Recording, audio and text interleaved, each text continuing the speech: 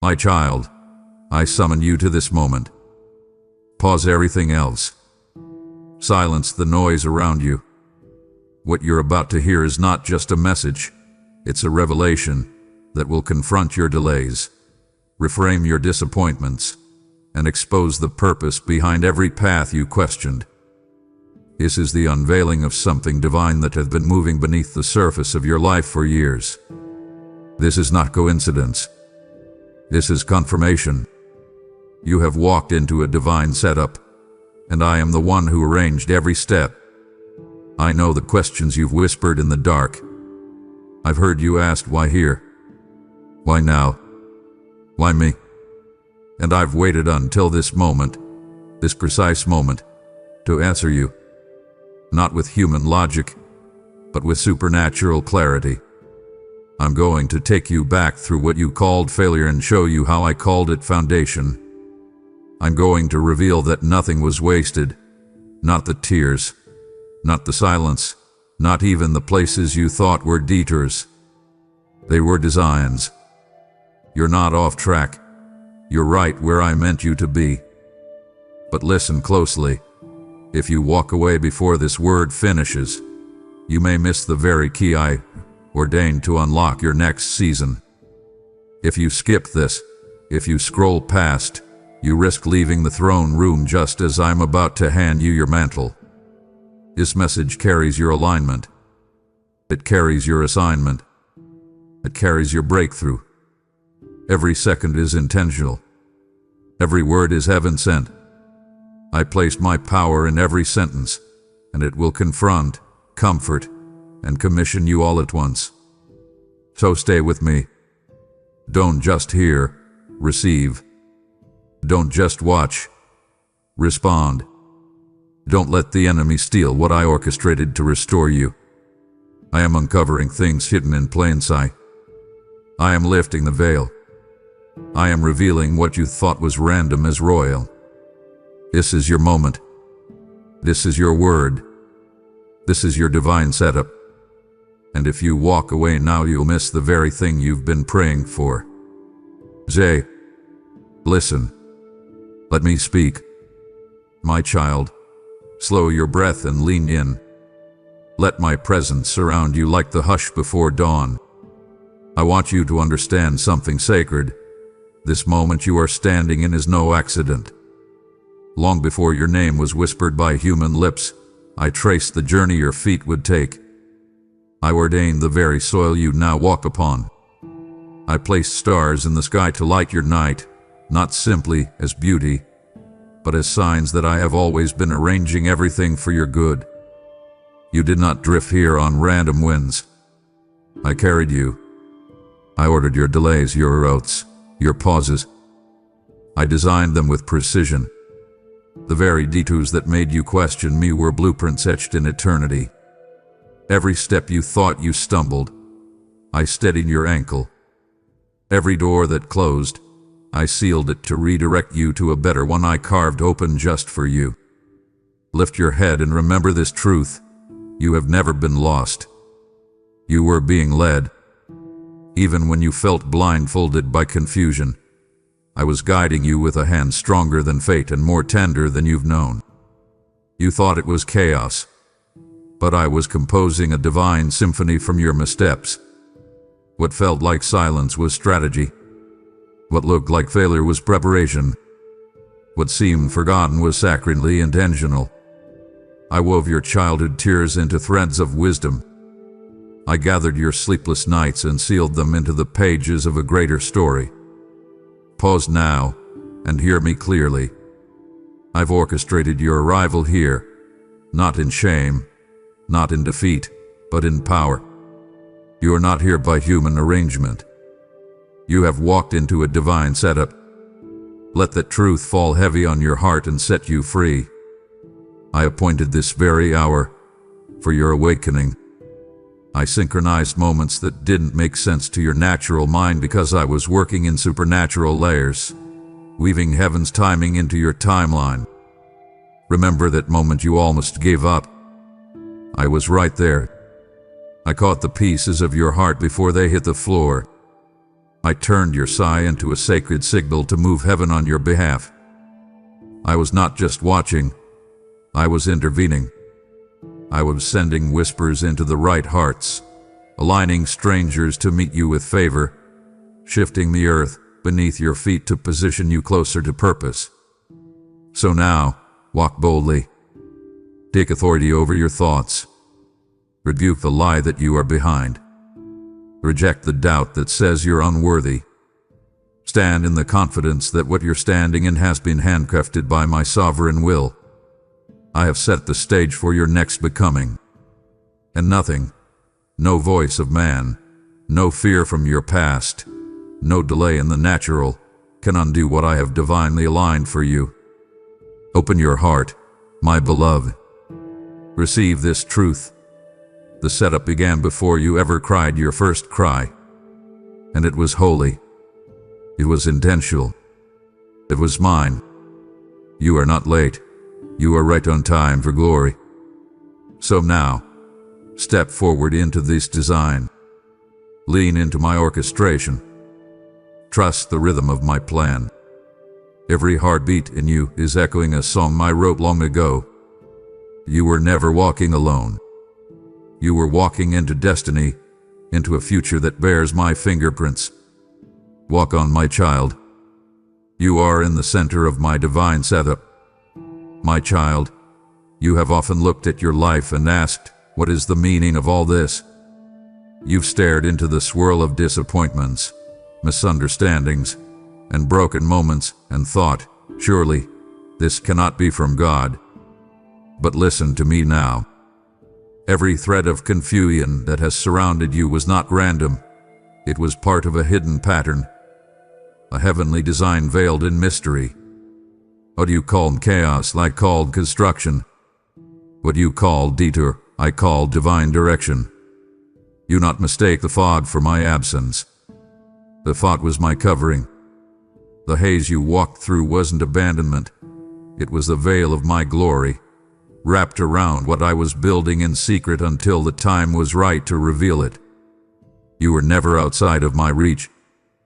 Even when the doors slammed shut, even when relationships crumbled, even when it felt like every step forward unraveled into a stumble, I was positioning you. I was moving things beneath the surface. I was aligning hearts, shifting timelines, and building connections that only eternity can explain. Stop interpreting your story through the lens of confusion. Lift your eyes to see my hand behind the veil. I have been the architect all along. I am the one who drew up the blueprint when no one believed in you. I am the one who gave permission for certain losses to happen, not to destroy you, but to position you for glory that could not be birthed in comfort. Come closer. Let me reveal something to you. The conversations that went wrong, I let them scatter. The opportunities that disappeared right as you were about to receive them, I withdrew them. The people who walked away and left you wondering what you did wrong, I released them. Why? Because their presence would have diluted your purpose. I removed what looked good to make space for what was ordained. You see backward, but I see eternally. I saw what you could not. I covered what your natural eyes would misjudge. You thought you were being rejected, but I was protecting. You thought you were stuck, but I was stabilizing. Trust this now. I am not a God of coincidence. I am the God of alignment. And even when nothing seemed to make sense, I was still in control. So come out of that fog of self-doubt. Take off the dust of regret. Stop cursing your past. I was in the middle of it all. Every misstep you mourn is a mystery I authored for your maturing. Every delay you dreaded was divine incubation. Every season you thought you lost was a seedbed of transformation. Lift your head. Walk with confidence. Declare it now. My life is not random. My story is not broken. My confusion is not wasted. You are walking in a blueprint the world cannot see. But I see it. I wrote it. and I am bringing it into fullness. Let go of needing to understand and lean into trusting the unseen. My plan is still intact. My will is still in motion. You are not lost. You are being launched. You trust me. You are standing in the middle of a miracle in disguise. Oh, my beloved, I saw every tear fall. Not one drop unnoticed. You thought your cries disappeared into silence, but I collected them. I bottled them. I anointed them. Your tears watered the very ground where your promise would bloom. Every ache, every wound, every night you whispered, God, why? I heard them all, and not 1 ounce of your pain was wasted. I permitted it, not because I enjoyed your suffering, but because I knew what it would produce. I saw the boldness being born in the breaking. I saw the power being forged in your fire. You've walked through pain that could have destroyed you, but it didn't. Why? Because I was with you. I was in the valley. I was in the betrayal. I was in the diagnosis, the loneliness, the rejection. And though you couldn't feel me, I was pressing closer than your breath. The pain didn't mean I abandoned you. It meant I was preparing you.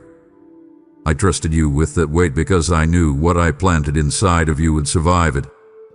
I trusted that the fire would not consume you but purify you. And now listen carefully. What wounded you will become the wellspring of healing for others.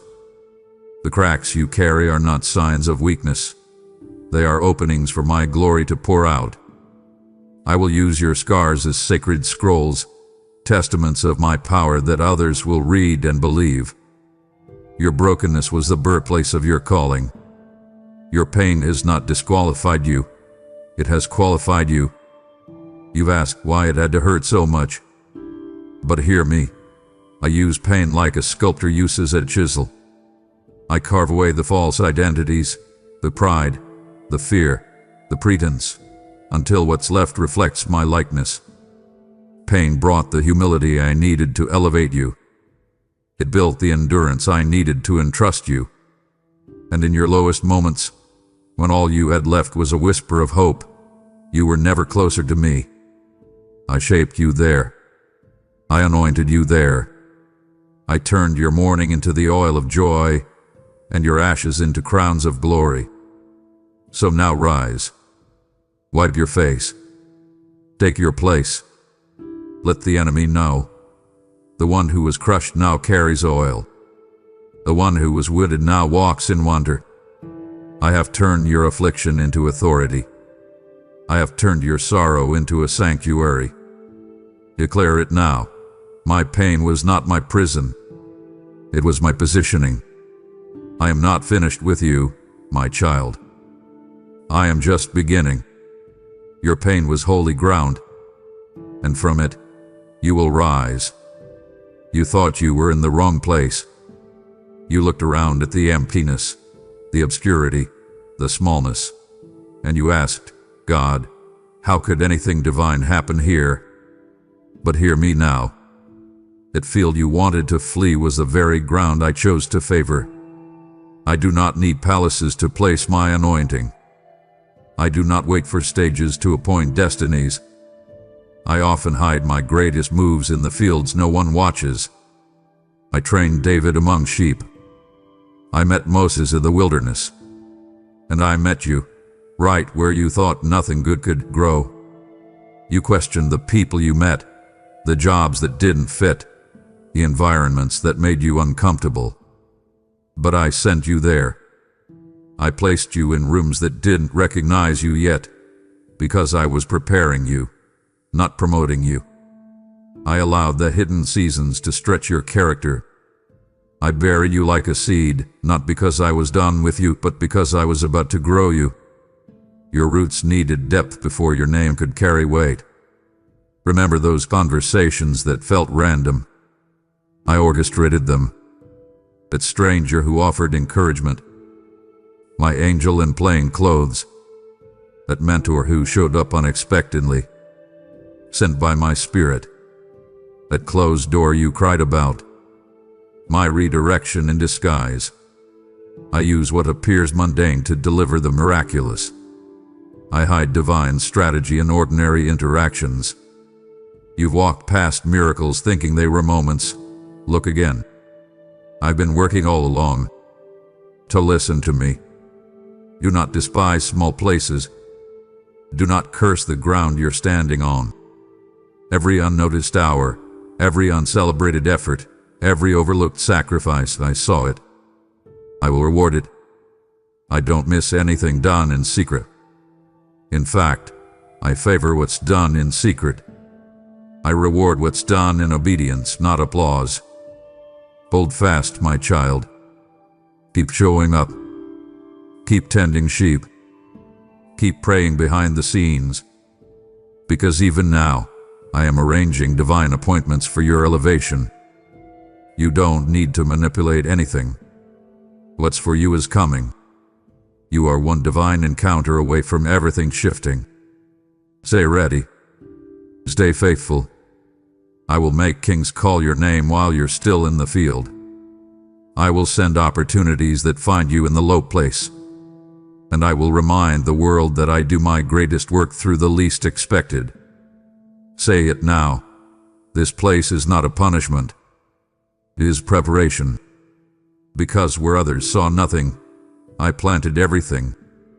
You are standing on holy ground, and I will meet you here. My beloved, you feared my silence. You mistook my quiet for distance, my stillness for absence. But listen to me now. I was never far.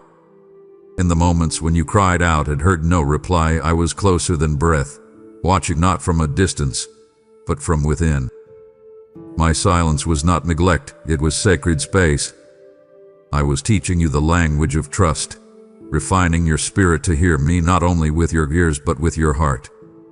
When I did not speak, I was inviting you to lean not on words but on me. You longed for direction, yet I gave you depth. You asked for answers, and I gave you endurance. You thought the silence was punishment, but it was preparation. I was stretching your faith so it could carry greater glory. The strength I was forging in you could not be born in noise. You had to walk through still waters to realize I was your shepherd. You had to feel alone so you could recognize my presence as your anchor, not your emotion. Don't you see? I was watching you when the world turned its face and the heavens seemed sealed. I observed your response to silence. I saw how you kept praying when nothing changed. I saw you press your forehead into your folded hands, whispering my name through tears. That trust, that raw, unshaken faith, it reached me. It was louder than any worship shouted from mountaintops. It was pure, and I honored it. Now lift your head and hear me with clarity. My silence spoke of the trust I had in you. I withheld answers not to torment, but to train. I knew you would emerge deeper, wiser, unshakable.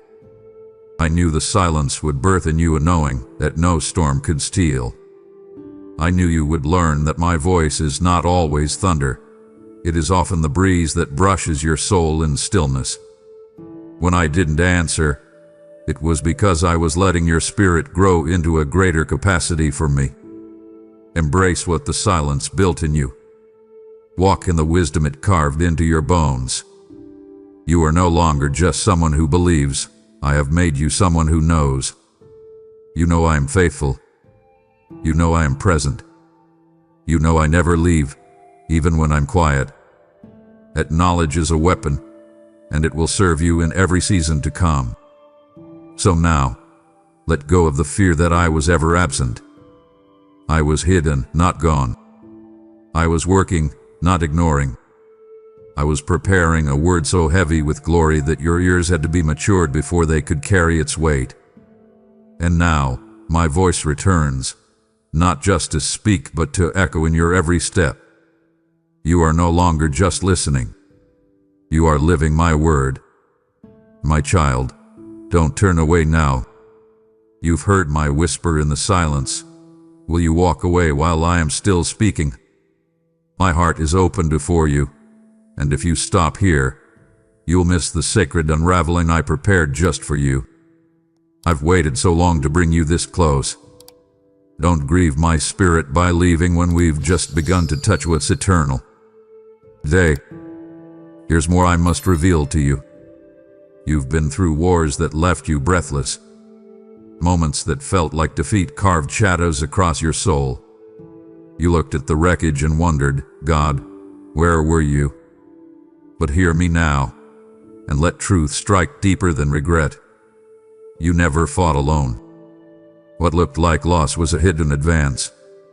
What felt like failure was a divine feint, a move so masterful your enemy didn't even see it coming.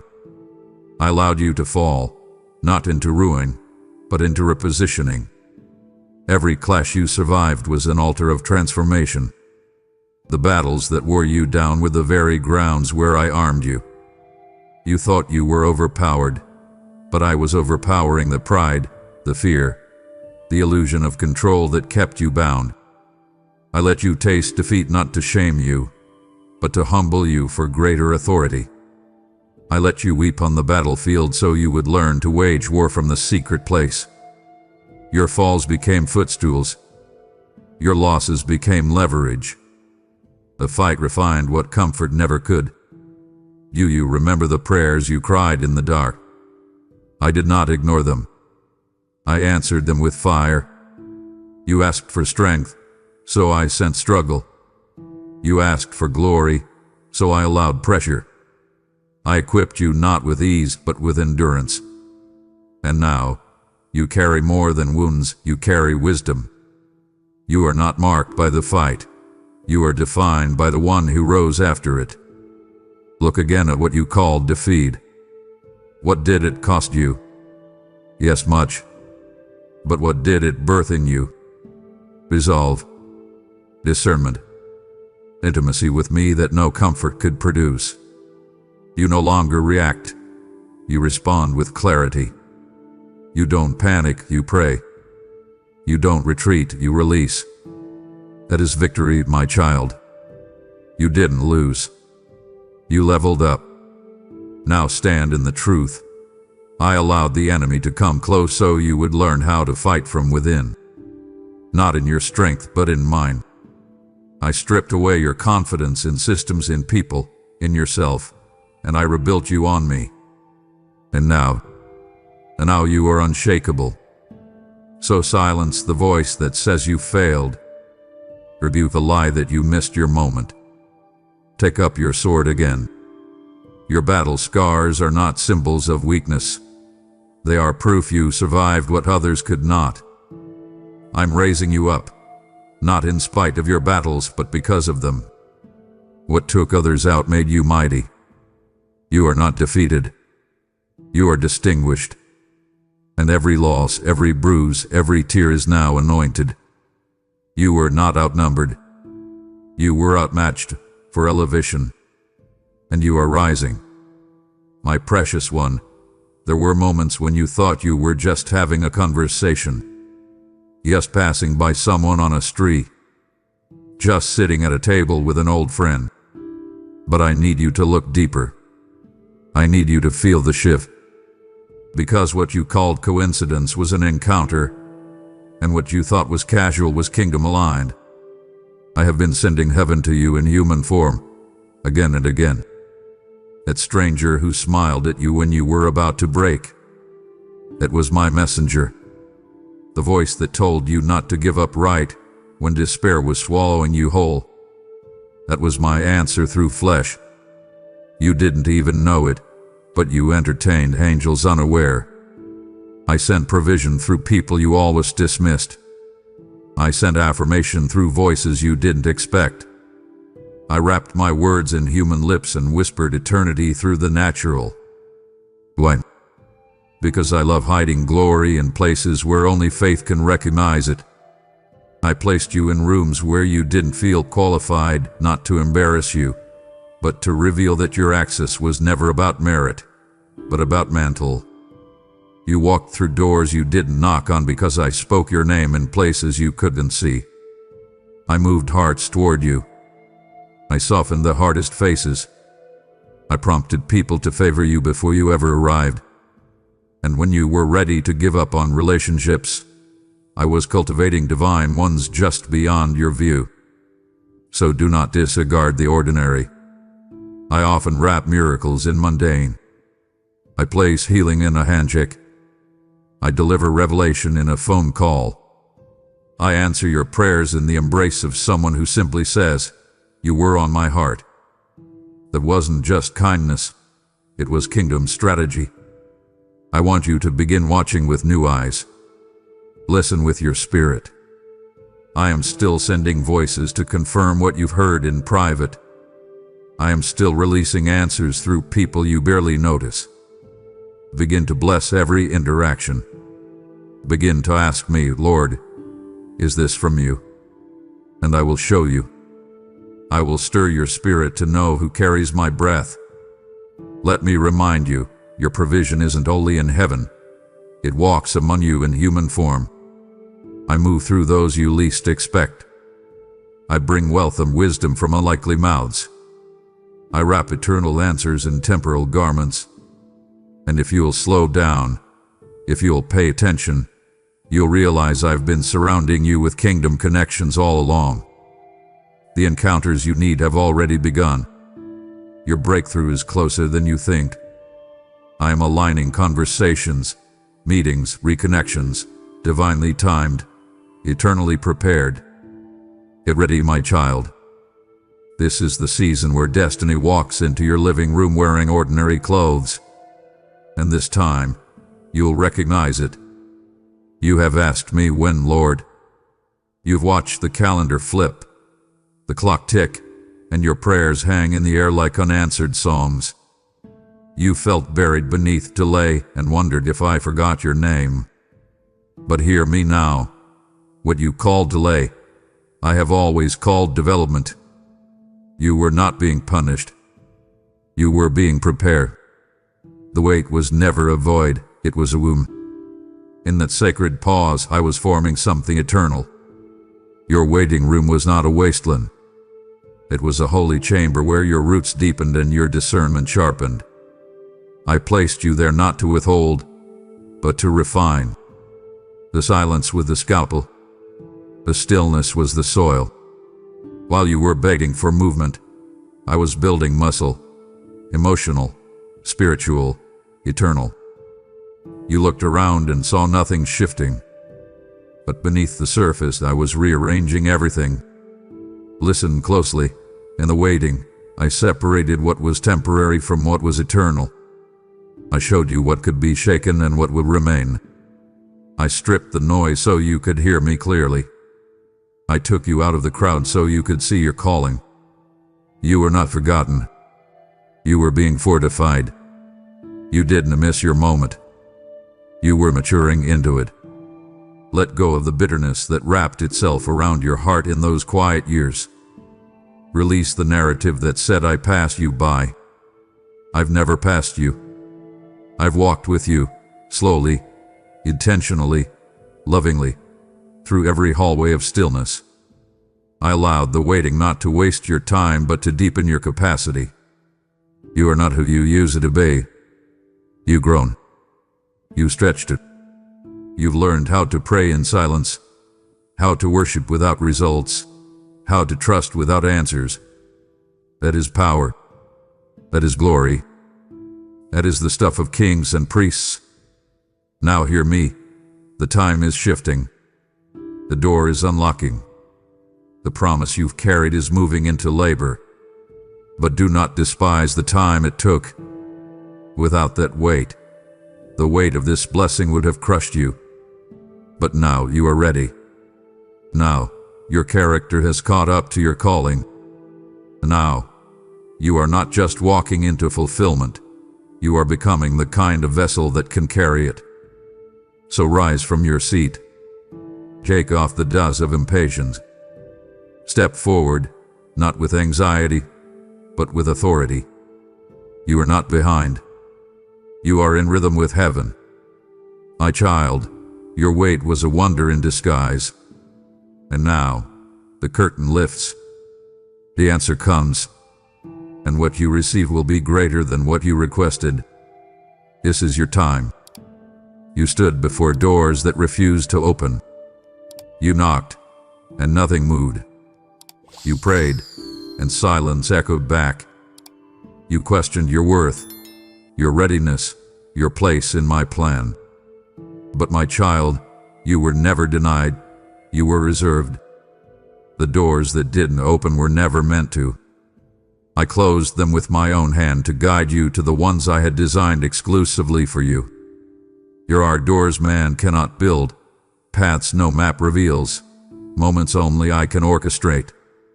I have crafted access points that defy logic. I have opened realms that were sealed for generations. Only now, I'm unlocking them for you. Not because of merit, but because of grace. Not because you earned them, but because I've ordained them. You see, while you were striving, I was speaking your name in rooms you never entered. While you were doubting your voice, I was appointing platforms you never applied for. I opened hearts before you arrived. I sent favor ahead of your footsteps. You thought you were chasing opportunity, but it was my favor chasing you. Come closer and understand this. You didn't need to force it. I never called you to manipulate doors. I called you to walk through the ones I swing wide. And now, the hinges are turning. The time has come. You are about to step into what no man can take from you. Contracts, covenants, platforms, positions, they are unlocking because I breathe on them. No human key can open what I did not ordain. But when I open a door, no system, no opposition, no delay can stand in the way. Remember, your qualifications were never the currency of heaven. I use the unqualified to fulfill uncommon assignments. My anointing outranks credentials. My choice bypasses protocol. You are walking into places others dreamed of, not because you performed, but because you obeyed. That is what moved my hand. Let go of the striving. Abandon the self-doubt. Begin to move in confidence. Begin to declare, this door is mine because God gave it. Begin to expect alignment. Begin to walk like someone sent by heaven. Because you are. I placed my seal on doors that you didn't even know existed. And now, you will walk through them. Some will wonder why it opened for you. Let them wonder. I will vindicate you. I will glorify myself through you. And what I've opened, no voice can close. My child, the season of locked rooms has ended. Step forward now. You are standing before an open door. Walk in. You cried when it ended.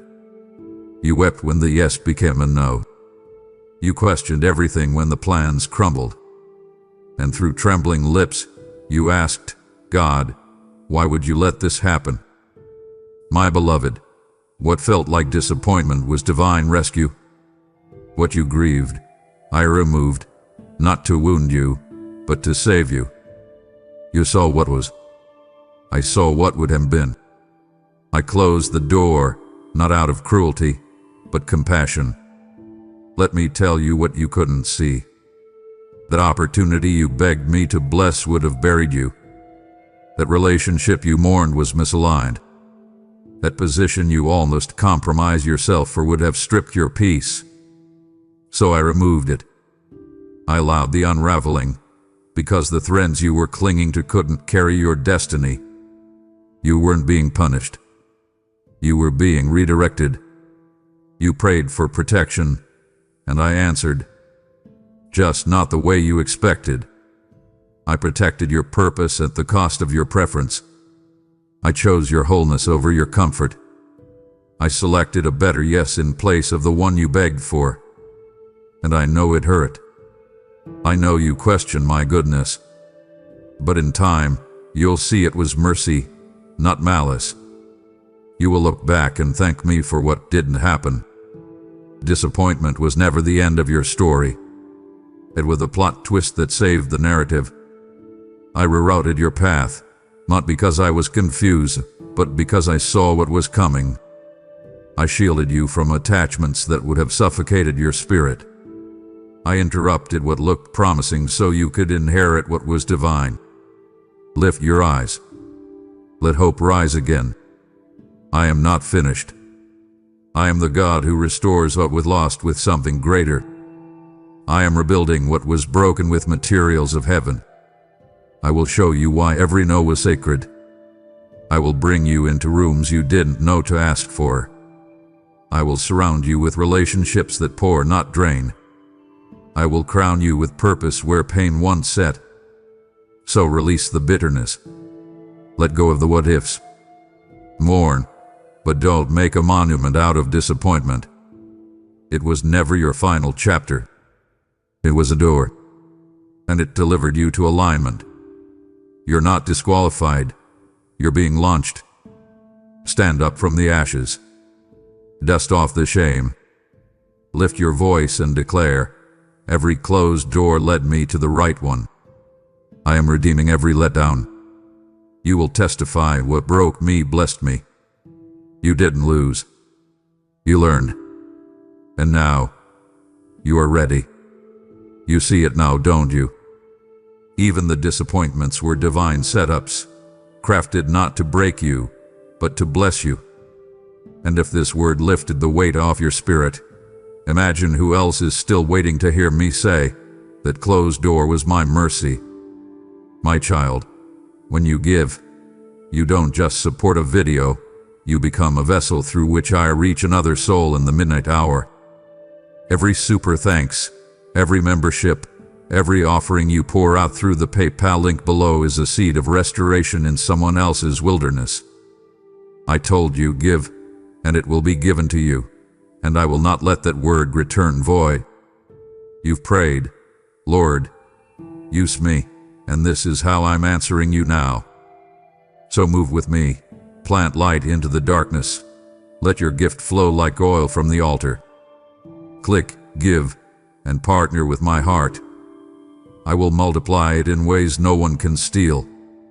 If you leave now, you will walk away carrying only fragments of what I died to give you in fullness. You've tasted my mercy in your disappointments. Do not abandon the feast that's still being prepared.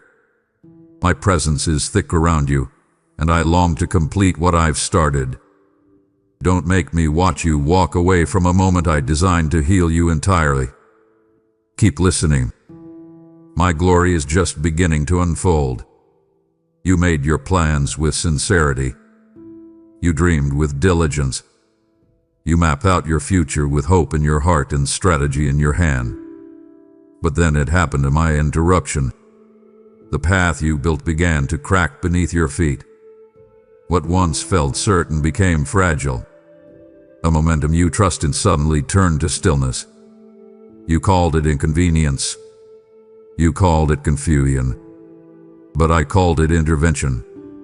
I stepped in, not to dismantle your purpose, but to resurrect it. You were moving, yes, but you were drifting away from what I designed for you long ago. I could not allow your own ambition, no matter how noble, to eclipse the brilliance of what I destined. I didn't break your plans to leave you empty. I broke them to make room for something eternal. I interrupted because I love you too much to let you settle for survival when I created you for significance. You asked, why now? Why like this? Because this was the only way to shake loose what needed to fall. You were holding dreams I never authored, striving for doors I never opened, fighting battles I never called you to fight. So I stepped in. I realigned your steps. I routed your momentum. I reset the coordinates of your future. You felt the tremor. You called it disruption. I called it divine course correction. Let go of the guilt you carry for what didn't work. You are not a failure. You are not behind. You are not disqualified. What seemed like an end was actually the pivot point of promise. I halted what was temporary so I could anchor you in what is timeless. I used interruption as an act of mercy, to protect your legacy, to preserve your purity, to redirect your energy toward the eternal. Now listen closely. You are not starting over. You are starting fresh. You are stepping not into Plan B, but into my original design. I never needed your perfection. I only required your permission. And now that you've surrendered, I'm revealing what has been waiting behind the veil. Opportunities you never considered. People aligned by my spirit. Assignments that carry my fragrance. Encounters that will shift everything. So open your hands. Release what I removed. Stop resisting what I redirected. Say yes again, not to your plan, but to mine. The interruption was not the enemy's doing. It was my hand, my love, my guidance. I am with you, not in the illusion of control, but in the surrender that births power. Step forward now, not with fear, but with faith. The interruption was your invitation, and I am here to lead you forward into the greater thing. You were crushed beneath weight you didn't ask for. Pain visited your doorstep, uninvited and relentless.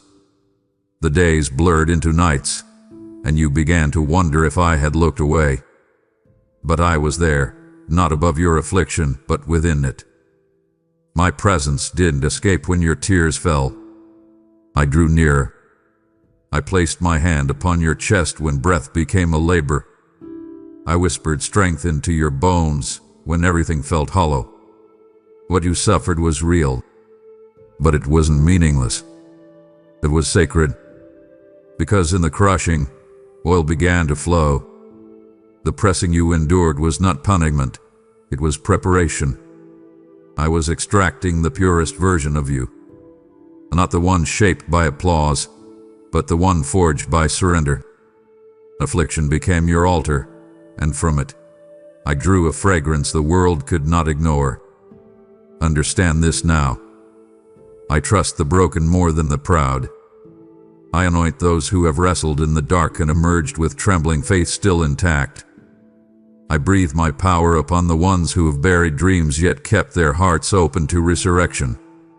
You became dangerous to the enemy the moment you chose worship in the fire. The moment you lifted your eyes instead of your fists. That is when heaven leaned in. That is when oil began to flow. You've asked me why this path? Why this cost? Because your calling demanded weight. And I do not send light vessels to carry heavy glory. The deeper your groaning, the richer your oil. The greater your crushing, the wider your capacity. I allowed the fire to prove you, not to destroy, but to distinguish. What you carry now, you could not have carried before the pain. You were faithful in the furnace. And now, I am releasing a mantle that could only rest upon the refined. You carry something sacred now. You walk with a knowing. Not just that I am real, but that I am with you. You no longer quote me from memory. You speak me from experience. That is the anointing. That is what will cause chains to fall when you open your mouth. That is what will turn atmospheres when you walk into a room. I did not crush you in vain. I crowned you in the crushing. So rise. Let your stars speak. Let your voice shake darkness. Let your story release healing. You carry more than survival. You carry substance. You are anointed not because you were perfect, but because you were willing. Because you stayed. Because you bowed. The affliction ended. But the oil remains. And it will mark generations. You've wondered if your life was meant for more. You've asked me in the quiet, does any of this matter? As you folded laundry, answered emails, prepared meals, sat in traffic, you felt invisible. But hear me now, and let this settle deep. I have never overlooked you. I have not ignored your labor. I have hidden glory in your ordinary. I have watched you with joy as you've poured out in silence. At desk, at sink, at diaper, at spreadsheet. Those were holy grounds. I do not separate sacred from simple. I weave eternity into the everyday. The throne room is not reserved for pulpits. It invades kitchens, sidewalks, commutes, and grocery aisles. My kingdom is not confined to the spectacular. It flourishes in secret. The greatest oil is not poured on stages, but in the still moments when you say yes with no one watching. Let me reveal this to you. Every act of kindness, every unnoticed prayer, every moment of patience, every tear held back, every smile offered, it echoed in my courts. You were building legacy in those minutes you thought were meaningless. You were being trained for destiny as you navigated the mundane. I was shaping your spirit with each unseen yes. I was molding your faith as you did the same task for the 100th time without praise. Purpose is not always loud. Destiny does not always roar. Sometimes it whispers. Sometimes it looks like doing the next right thing again and again until heaven says, "Now." You haven't missed anything. In fact, you've been in divine training all along. You are not buried. You are planted. And what's been growing in the hidden will soon bloom in full view. You've carried a holy assignment in your daily rhythms. You've hosted me in your silence. I've seen how you've chosen faithfulness over fame. And because of that, I am about to entrust you with more. Not to glorify you, but to glorify myself through you. The world will ask, "Where did this person come from?" And I will answer, "From the shadows, from the small, from the sacred mundane." So keep going. Keep showing up. Keep pouring out. Your kitchen table is a pulpit. Your quiet service is a sermon. Your home is a house of miracles. My eyes are on you. My favor is surrounding you. And your purpose has never been delayed. It's been dwelling among the ordinary, waiting for the appointed time to rise. My child, your days of obscurity have not been wasted. They have been consecrated. You are walking in purpose, one simple act of obedience at a time. And soon, all heaven will reveal what I've been building in secret. Your footsteps did not unlock your destiny. Your faith did. It wasn't your might that moved mountains. It wasn't your intellect that opened portals. It was your simple, raw, courageous belief that turned invisible promises into visible breakthroughs. You didn't know the full path, but you still stepped. You didn't have the full picture, but you still trusted my hand. That faith, flawed, flickering, yet unwavering in its core, activated what had been waiting for generations to unfold. You must understand, I do not respond to performance. I respond to belief. I do not move because of your perfection. I move because of your trust. You whispered yes through trembling lips, and I thundered forward with a divine setup heaven had held in reserve. Angels moved when you dared to believe me over your fear. Doors opened when you chose obedience over comfort. Nothing in the natural realm could have triggered what your unseen faith released. Do not minimize the power of your yes. When you surrendered, you rewrote timelines. When you believed, you aligned realms. When you acted, even in small ways, I magnified that obedience into a divine movement. You didn't need influence. You didn't need applause. You only needed agreement. And you gave it, quietly, purely, boldly. That agreement became the access point to everything I prepared in secret. There were times when faith felt foolish, when your logic screamed for evidence, when your emotions begged for retreat. But still you moved. Still you trusted. and I counted every act of faith as currency in the unseen. You laid foundations with words you couldn't prove. You shifted atmospheres by walking when nothing looked open.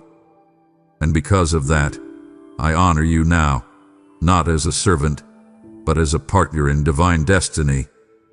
Faith was never meant to feel easy. It was meant to be transformative. It demands the surrender of certainty. It requires the death of control. But oh, how it resurrects purpose. Your faith reached into eternity and pulled manifestation into time.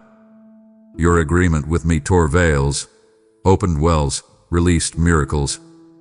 You did more by believing than many have done through striving. And now, I say to you, don't stop.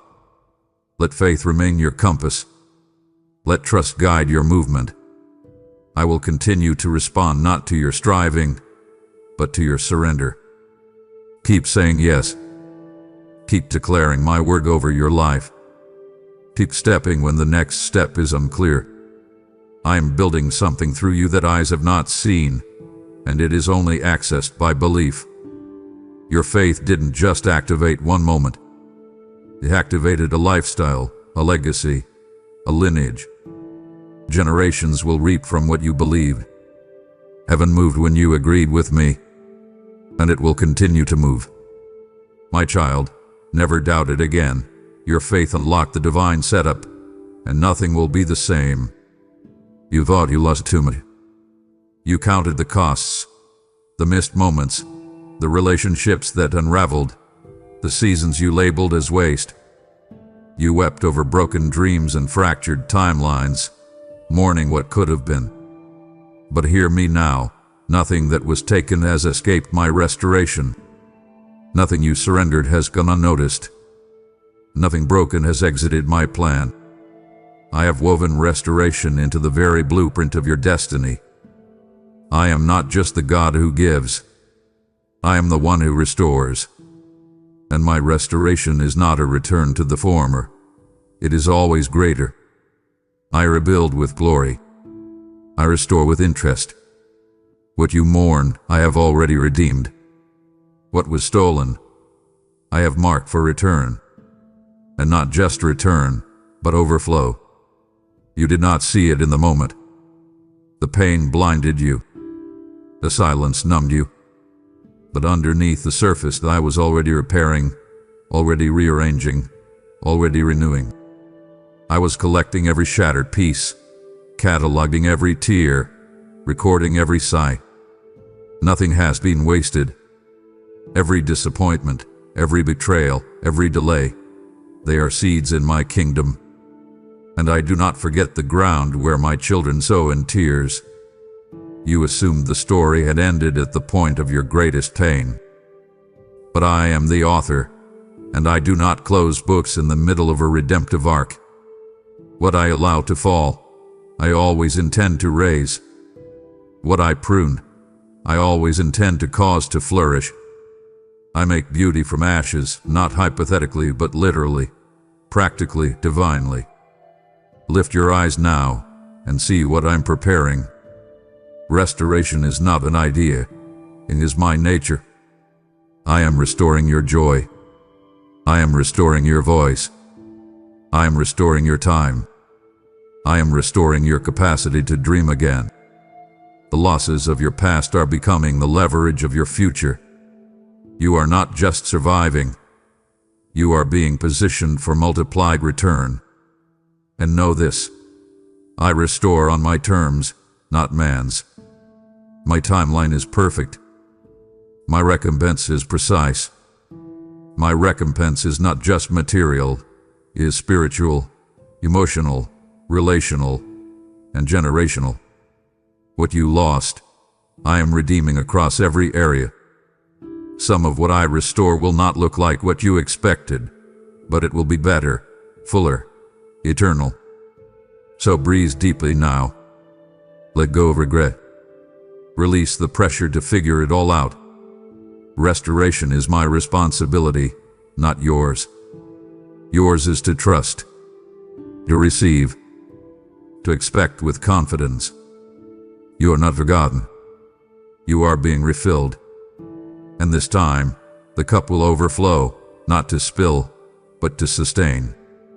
What was once broken is becoming the foundation of glory. What was once lost is returning with fire. And what once hurt you will no longer haunt you. It will become your testimony. My child, the latter shall be greater. Restoration has already begun. And this, too, is part of your divine setup. This is not the time to drift. My hands are still mending, still restoring what you thought was gone forever. If you stop now, you forfeit the portion of healing that only comes through endurance. Don't hurt my heart by walking away before I've crowned your surrender. I'm not finished. Your story isn't done. Let me carry you the rest of the way. Let me show you the restoration I wrote with your name in fire. You've tried to explain how it happened. You've rehearsed your qualifications. You second-guessed the favor resting on your life because it didn't follow the rules. But I tell you now, what is happening to you cannot be measured by metrics or explained by logic. It is divine. It is favor. It is the fingerprint of heaven upon your earthly walk. I elevated you in spaces you didn't lobby to enter. I blessed you beyond the resume you held in trembling hands. I opened the mouths of men to speak on your behalf, not because of strategy, but because of sovereignty. You didn't network your way into this. You trusted your way into it. And I responded, not with what you deserved, but with what I decided. Favor is not a formula. It is the fruit of alignment. You aligned with my heart. You obeyed when no one was watching. You chose purity when compromise knocked at your door. You stayed hidden when ambition said, "Step forward." And because of that, I am lifting you. Not to elevate your name, but to establish my will through you. Stop trying to shrink the magnitude of my favor to fit human understanding. This is not promotion. It is placement. This is not advancement. It is assignment. I have placed you as a sign. You are not in this position by accident. You are in it because my purposes required your voice, your hands, your heart. And though others may question your right to be there, I have already established your place. And I walk in confidence. You do not need to apologize for my hand. You do not need to explain every open door. Simply honor me with your posture. Stay humble. Stay hungry. Stay holy. Favor rests where obedience flows.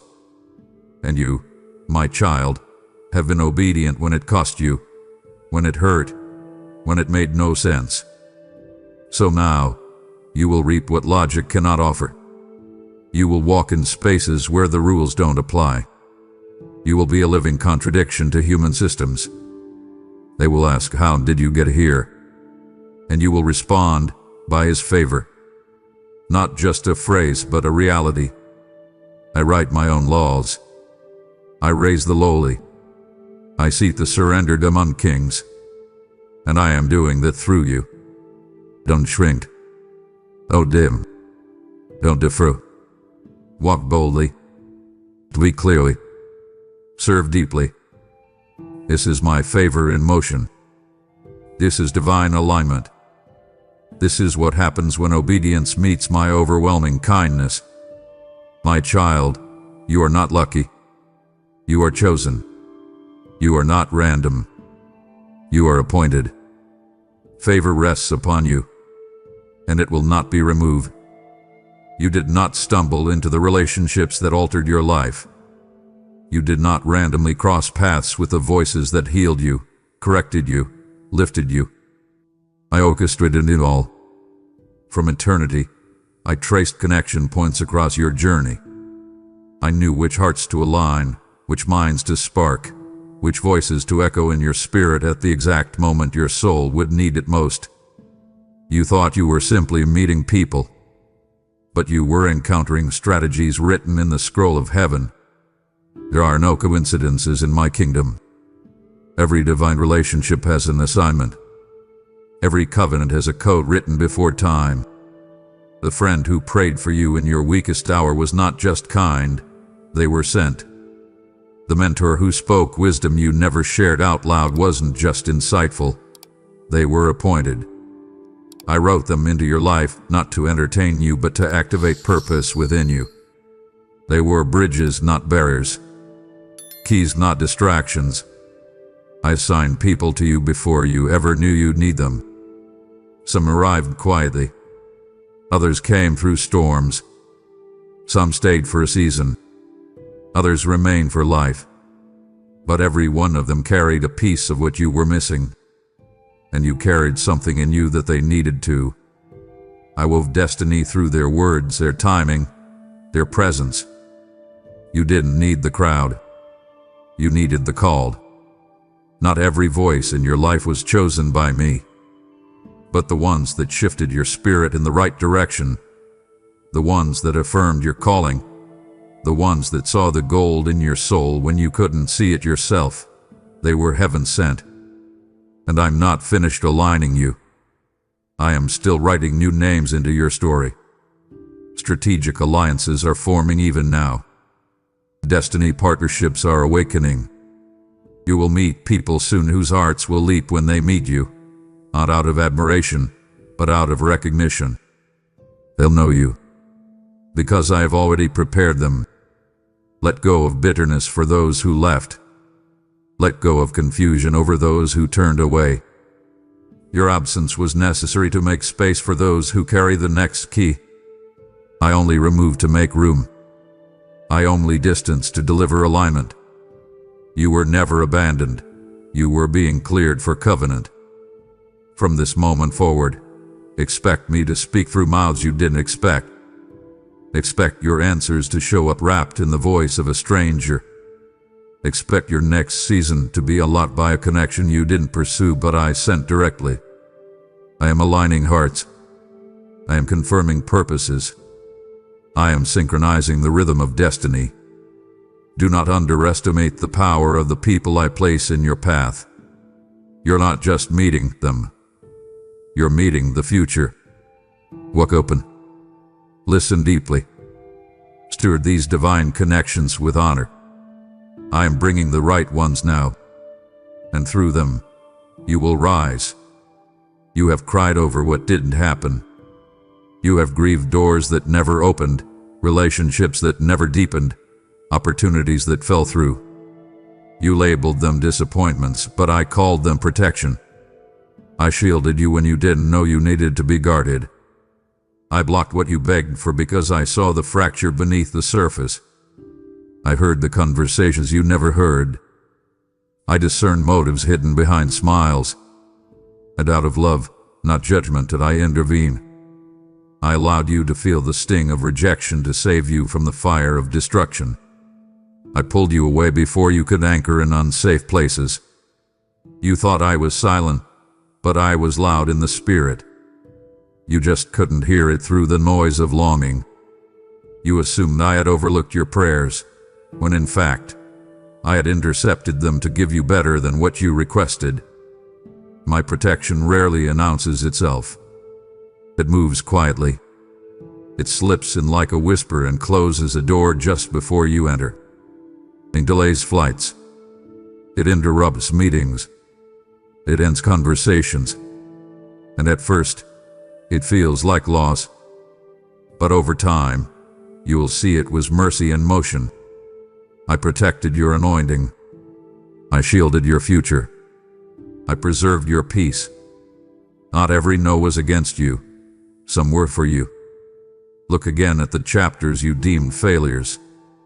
Were they truly failures? Or were they detours away from danger? A job you didn't get would have drained your soul. That person you wanted would have stolen your fire. That platform you chased was laced with compromise. I saw it all. I knew the hidden cost. And because of who you are to me, I chose to block it. You are my child, and I am fiercely protective of what I've placed inside you. I will not allow anything to contaminate your calling. I will not let premature exposure dismantle your growth. I guard with precision. I cover with intensity. I encamp around you even when you feel alone. You've never walked unguarded.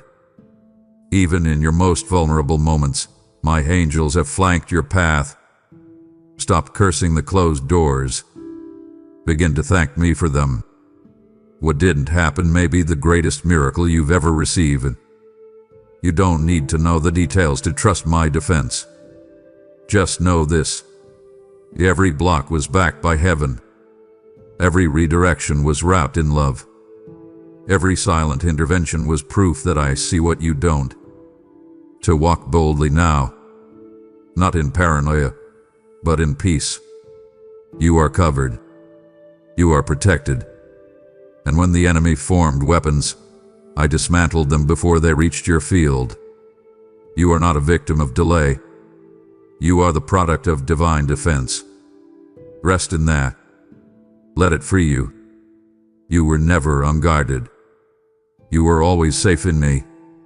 You wondered if obedience mattered.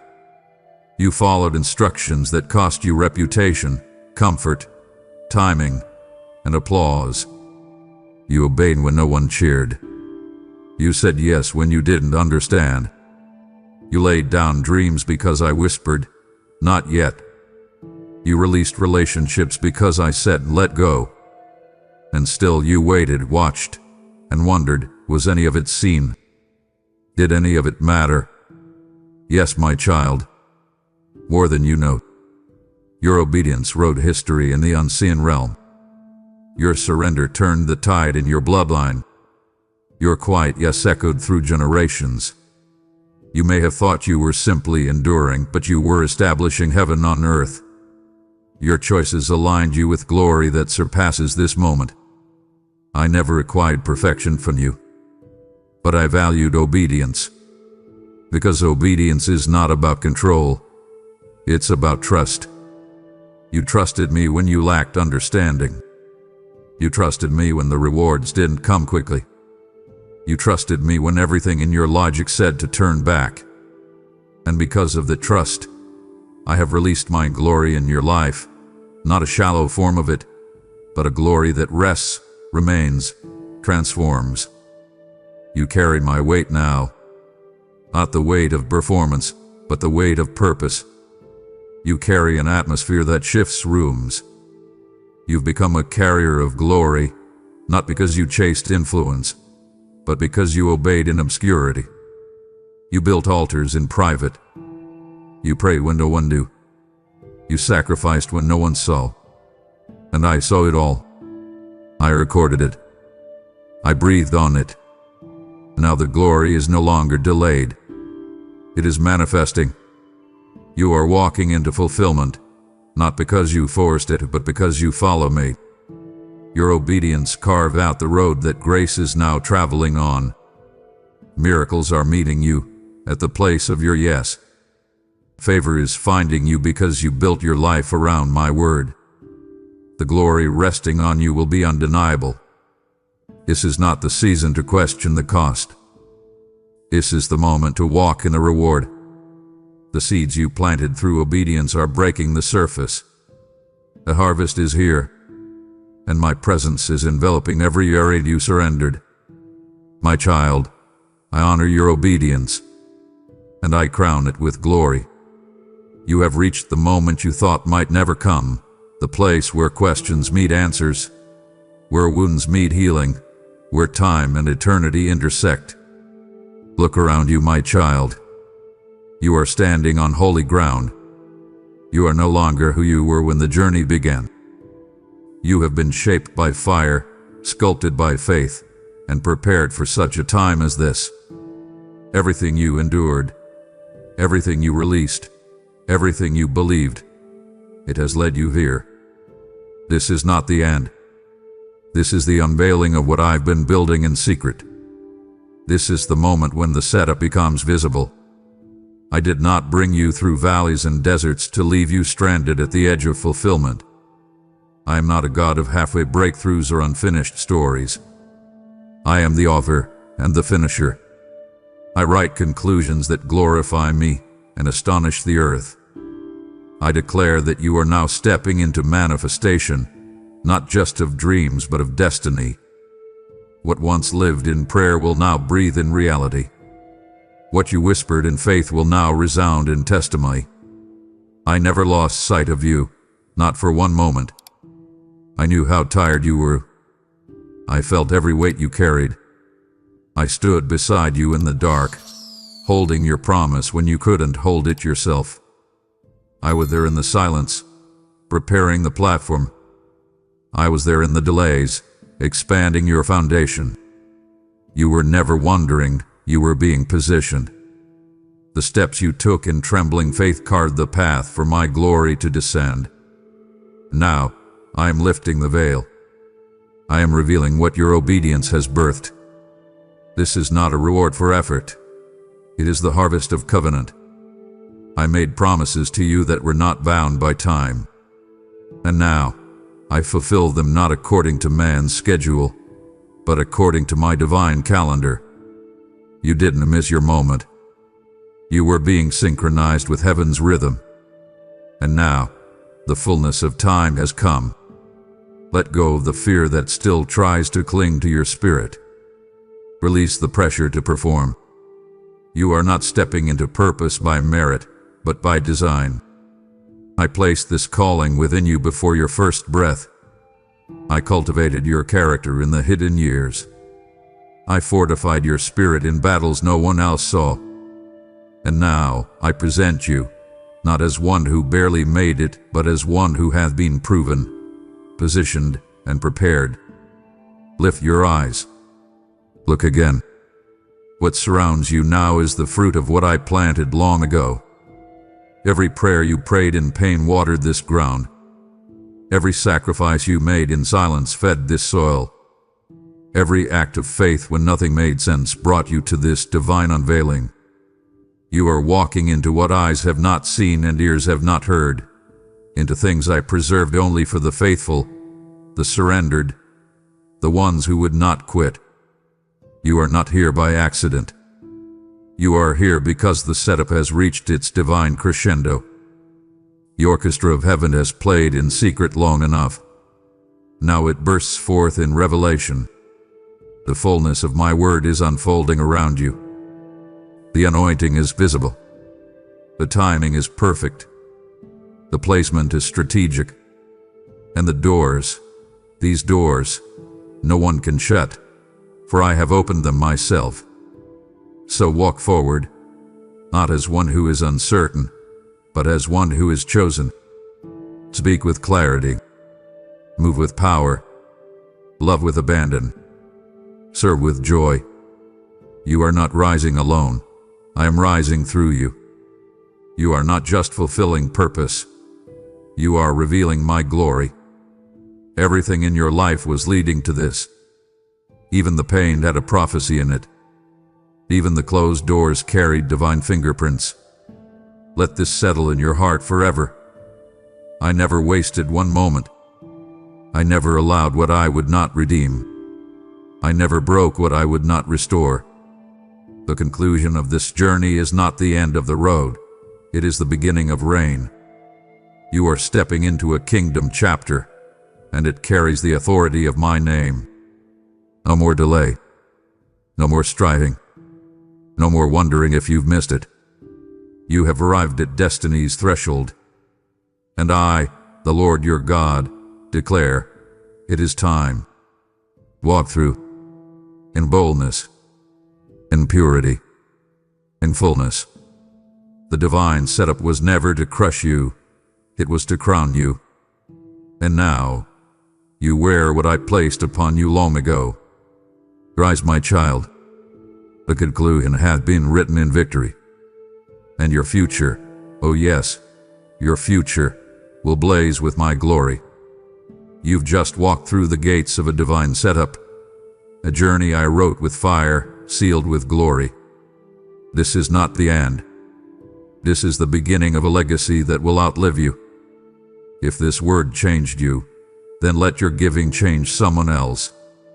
When you sow, whether through super thanks, YouTube membership with a PayPal link below. You become a co-laborer in my mission to awaken destinies. What you release today will ripple into realms you may never see. But I see them, and I will bless your obedience. You've asked me for purpose. I say to you now, this is it. Don't miss this prophetic moment. Give boldly. Give with expectation. Let your support become the door through which I reach another child I've marked for destiny. My child, if your spirit has stirred, if your tears have spoken what your lips could not, if something eternal was awakened in you as you listened, then do not let this moment pass like vapor. Respond. Declare. Engage with the word you just received. Heaven has hovered near, and now you must move. Type it. Say it. Shout it if you must, but don't leave this space without aligning your voice with mine. I want to hear you claim what is already yours. I want to see you mark the moment where you recognized, I didn't stumble into this. I was set up by the Almighty. Here is what I invite you to do. Declare in the comments, I walked into a divine setup. I didn't miss it, I was positioned for it. Or write your own declaration from your spirit. Let it pour out. Let it be a stake in the ground. Let this moment be memorialized in words that remind your future self. That day, I saw the setup for what it truly was. Divine, intentional, holy. Engage not for a performance, but for power. For every declaration you make becomes a sword in the spirit. Every testimony you share becomes a beacon to someone else's dark season. What you release might be the very words someone else needed to take their next step. Don't underestimate the ripple of obedience. To speak. Declare. Testify. Tell me what resonated. Share what has shifted. Boldly state what you are stepping into now. And as you do, I will hover over those words. I will breathe upon them. I will multiply their impact in your life and in the lives of all who read them. This isn't just a video, it's a visitation. And your response is the altar. So come, my child. Write your declaration below. And step fully into the divine setup I prepared for you before time began. The gates of destiny are wide open. The moment is now. Speak and walk through. Let the noise of your day fall away for just a moment. I want you to feel my presence wrapping around you, a quiet strength in the middle of your busy life. Let's talk about the path you are on. The one that feels so uncertain, so random, so full of questions that you whisper into the dark. I know the thoughts that visit you when you are alone. You look at your life, at the constant pressure you feel at your job, the unspoken tensions that linger in your family, the gnawing anxiety about what tomorrow will bring, and you believe it is all just a sequence of chaotic accidents. You see a life of disconnected moments and wonder if there is any real plan. But I want to pull back the curtain for you. Lean in and listen with your heart. Before you were even a whisper in your mother's womb, I knew you. I saw you. I called you by name. And on the scroll of eternity, I lovingly traced a sacred path meant only for you. What you have been calling chance, I have ordained as a divine appointment. That unexpected phone call, that meeting that seemed to come out of nowhere, that sudden idea that changed your direction. You thought it was luck, but it was me, arranging the details of your life with perfect precision. Your life is not a series of mishaps, my precious one. It is a majestic tapestry, a grand story that I am weaving with purpose in every thread. You see, from where you stand, you can only see the underside, the tangled knots, the confusing lines, the colors that seem to clash. It looks messy and makes no sense. But I see it from above. I see the breathtaking pattern that is emerging, the glorious design that your life is becoming. Trust me, the weaver. I hold the master plan, and I am revealing it to you, one step at a time, always at the perfect moment. I don't show you the entire map at once, because that would overwhelm you. Instead, I give you just enough light for the step you are on right now. You must understand that every single soul you have encountered on your journey was intentionally placed there by my hand. The friend who brought you comfort in your sorrow, that was my love reaching you through them. The difficult person who tested your patience and revealed an area of your heart that needed healing, that too was my intentional design, a necessary friction to make you stronger. Even the stranger who offered a simple smile on a hard day, that was a divine appointment, a small reminder that you are seen and cared for. Look around you. This very place where you are right now, this room, this chair, the very ground you walk on was prepared for this exact chapter of your grand story. This season of your life is not a mistake. It is not a holding pattern. It is a sacred, prepared space. I need you right here, right now, for what is about to unfold. So pause. Breathe in this truth. Let it settle deep within your spirit. You have not stumbled into this moment by chance. My beloved, you have walked directly into a divine setup, and I am holding your hand through every single step. Now, I want you to walk back with me, just for a moment. Look at the landscape of your life, not with your eyes of criticism, but with eyes of faith. I want you to learn to see my signature, to recognize the unmistakable mark of my hand in your circumstances. It is not always in the thunder or the earthquake. More often, it is in the quiet, consistent whisper of grace. Think about those moments of uncanny timing, where things aligned so perfectly it sent a shiver down your spine. A thought to call someone you hadn't spoken to in years, only to find they were the key to your next step. A delay that caused you to miss an accident. That was not coincidence, my child. That was my hand, orchestrating events, moving pieces on the board that you cannot see. That was my signature. Do you remember that time you thought all was lost? When the bill was due and your pockets were empty, when the fear was a physical knot in your stomach. And then, provision arrived. An unexpected check in the mail, a friend offering help without even being asked, an opportunity for work appearing from thin air. You called it a lucky break, but it was me, your provider, demonstrating that my resources are limitless and my care for you is constant. My signature is written on every answered need, proving I am always attentive to your cries. Now, reflect with me on the doors that I have closed. I know how much they hurt. The job you didn't get, the relationship that ended, the dream that seemed to die. You hammered on that door. You pleaded. You wept, believing its closure was your failure. But I closed it in love, because I could see the pain that lay behind it. And can you see it now? Look. A far greater door opened, a path you never would have chosen for yourself. Yet it has led you to a place of greater strength and deeper joy. My signature is on the closed doors just as much as the open ones. They are my loving protection and redirection.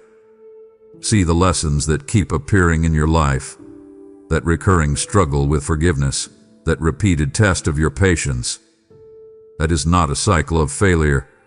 It is my loving curriculum.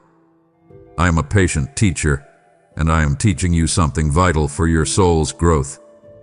And finally, acknowledge that profound peace, the one that sometimes settles on you in the middle of a storm, the calm that makes no logical sense.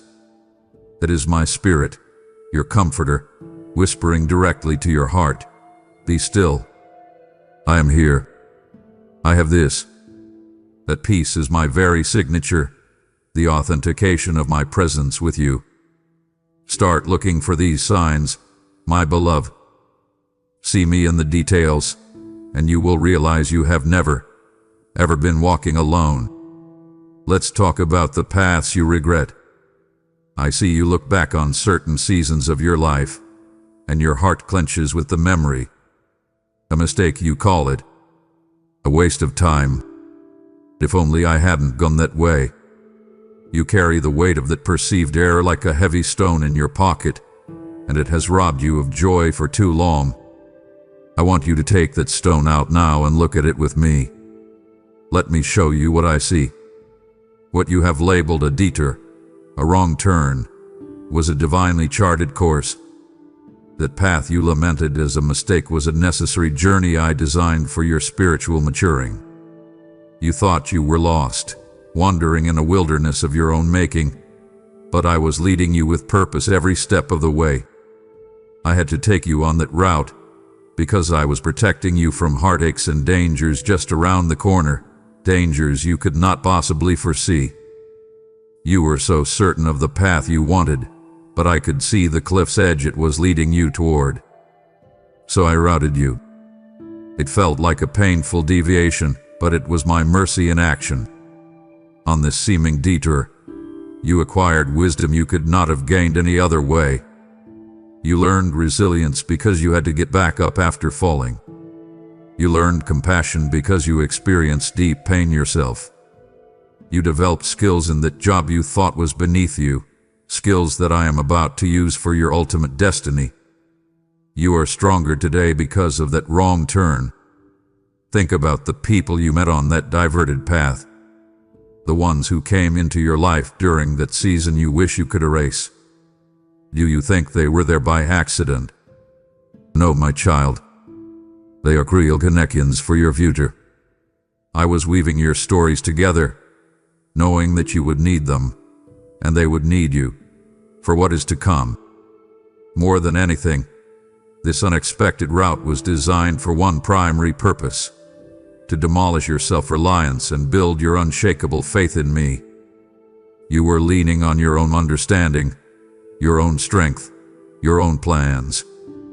I had to lead you to the end of your resources so you would finally discover the limitlessness of mine. It was on that difficult road that you truly learned to pray, to depend, to trust me not as a last resort, but as your very breath. So I tell you today with all the love in my being, release the regret. There are no wrong turns in my kingdom. There are no wasted years. There are only sanctified routes to your promised purpose.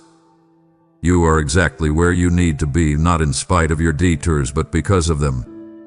Now, my child, let's talk about what is happening right now. Let's speak of the challenge that is pressing in on you, the one that keeps you up at night, replaying in your mind. Yes, that one.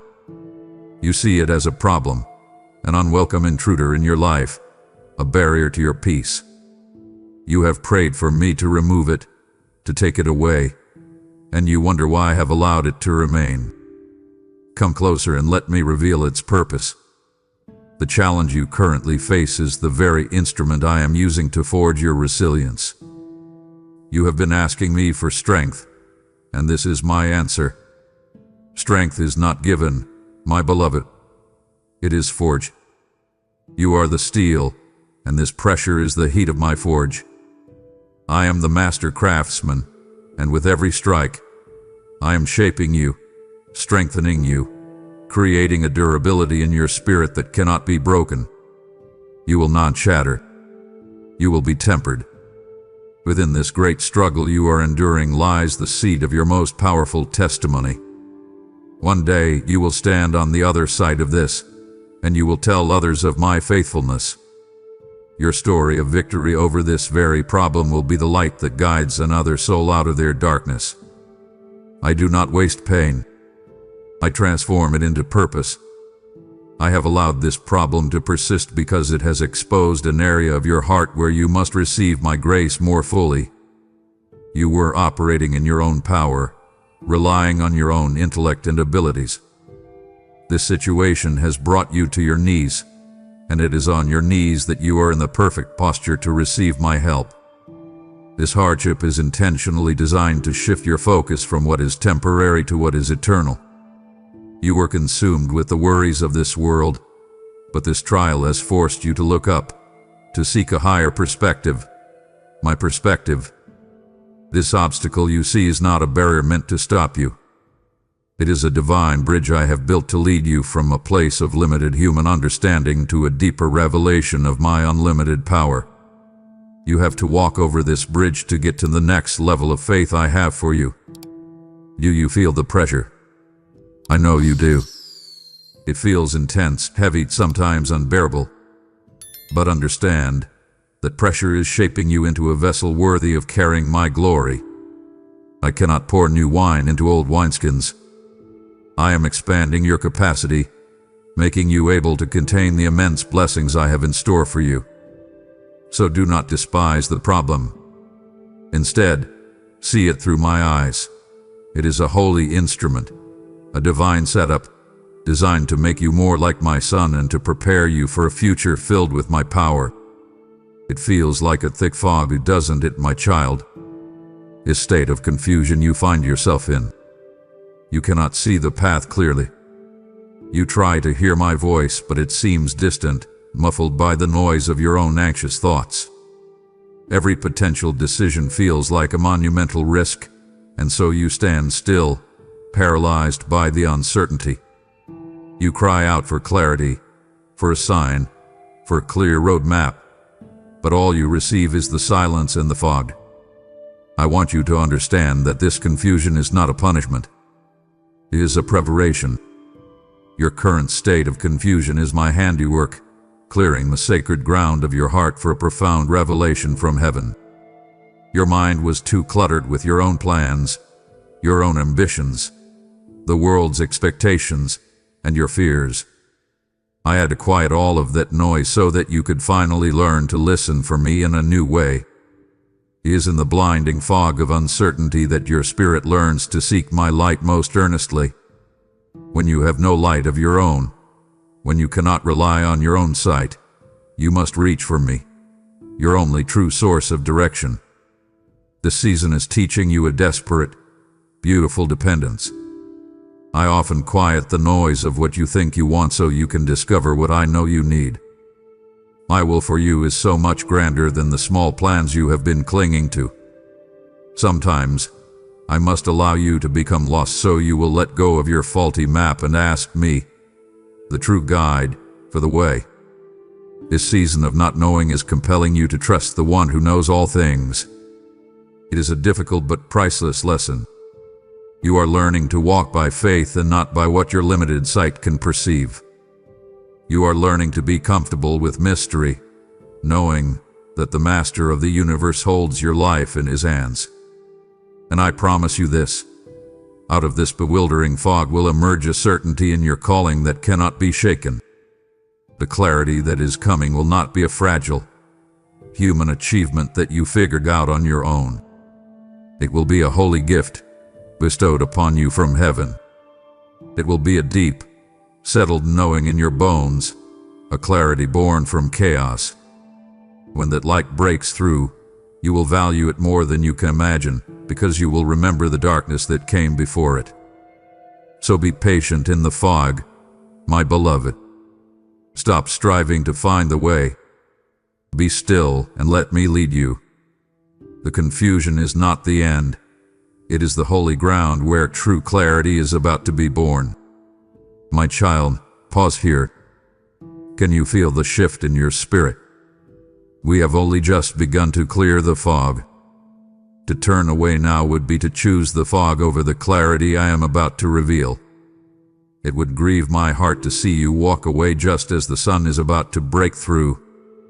Stay with me. There is so much more I need to show you about the beautiful pattern I am weaving. I have told you that your life is a majestic tapestry I am weaving. I want you to come back to that image with me now, to truly understand what it means to trust me. Your perspective, my child, is necessarily limited. You are living on the underside of the tapestry. All you can see are the tangled threads, the chaotic knots, the seemingly random stitches that come and go. From your view, the work is messy, confusing, and lacks any discernible pattern. You feel the sharp pull of the needle, and it hurts. You see a dark thread being used, and you despair, forgetting that even the darkest threads are needed to make the bright colors stand out in brilliant contrast. You cannot make sense of it, and your heart grows fearful. You question my skill, my goodness, even my presence. This is the struggle of your faith. But I invite you to imagine my perspective. I am the weaver. I see the magnificent design from above. I see the whole picture. I know how every single thread, every color, every knot, and every difficult stitch is contributing to the final, glorious masterpiece of your life. Every part has its perfect place. From my vantage point, there is no chaos, only intricate, beautiful, purposeful design. Therefore I call you to faith. And faith, my beloved, is not needing to see the full picture. It is not about you understanding my grand design while I am still at work. Faith is simply knowing that the artist is good. It is looking away from the tangled threads of your circumstances and looking into the loving eyes of your Father. It is trusting the hands of the weaver, even when you cannot see the pattern. This is what I ask of you now. Hold on to my promise, not your own understanding. My promise is that I am working all things, even the painful, confusing things, together for your good. Your understanding will fail you. It is too limited. But my promise is eternal and unbreakable. Every knot of difficulty, every stitch of pain, is being used by me. Nothing is wasted. It is all contributing to the final work, adding depth, character, and beauty that would be impossible without it. So I command you today, with all my love, do not judge the unfinished work. Stop analyzing the tangled threads at your feet. Lift your eyes to me. Trust me. The process may be difficult, but I give you my divine word that the final revelation of what I have been doing in your life will be glorious, and it will take your breath away. I know the unique ache of a prayer that seems to hit the ceiling and fall back to the floor, unanswered. I've seen you on your knees, your heart raw with pleading, asking for something you believe with all your being is good and necessary. And the silence you receive in return feels like a rejection, like I have turned my face away from you. You wonder, do you even hear me? Do you even care? My child, your every whisper is a thunder in my ears. I want to bring you into a deeper understanding of my ways. Sometimes, my most profound act of love is a prayer I do not answer in the way you expect. My silence is not a no, but a holy wait, because my timing is always and forever perfect. I see the entire timeline of your life, and I know the precise moment a blessing will serve its highest purpose. To give it to you a moment sooner would be to give you something less than the fullness I intend. I must also tell you, with all the tenderness of a loving father, that sometimes I deny a good request to give you what is best and eternally significant. You see a part of the picture. I see it all. You asked for that job, but I knew it would lead you down a path of compromise that would slowly erode your soul. You begged for that relationship to be saved, but I could see the hidden pain it would cause you in the years to come. What you asked for was a stone that you mistook for bread, and I love you far too much to let you harm yourself.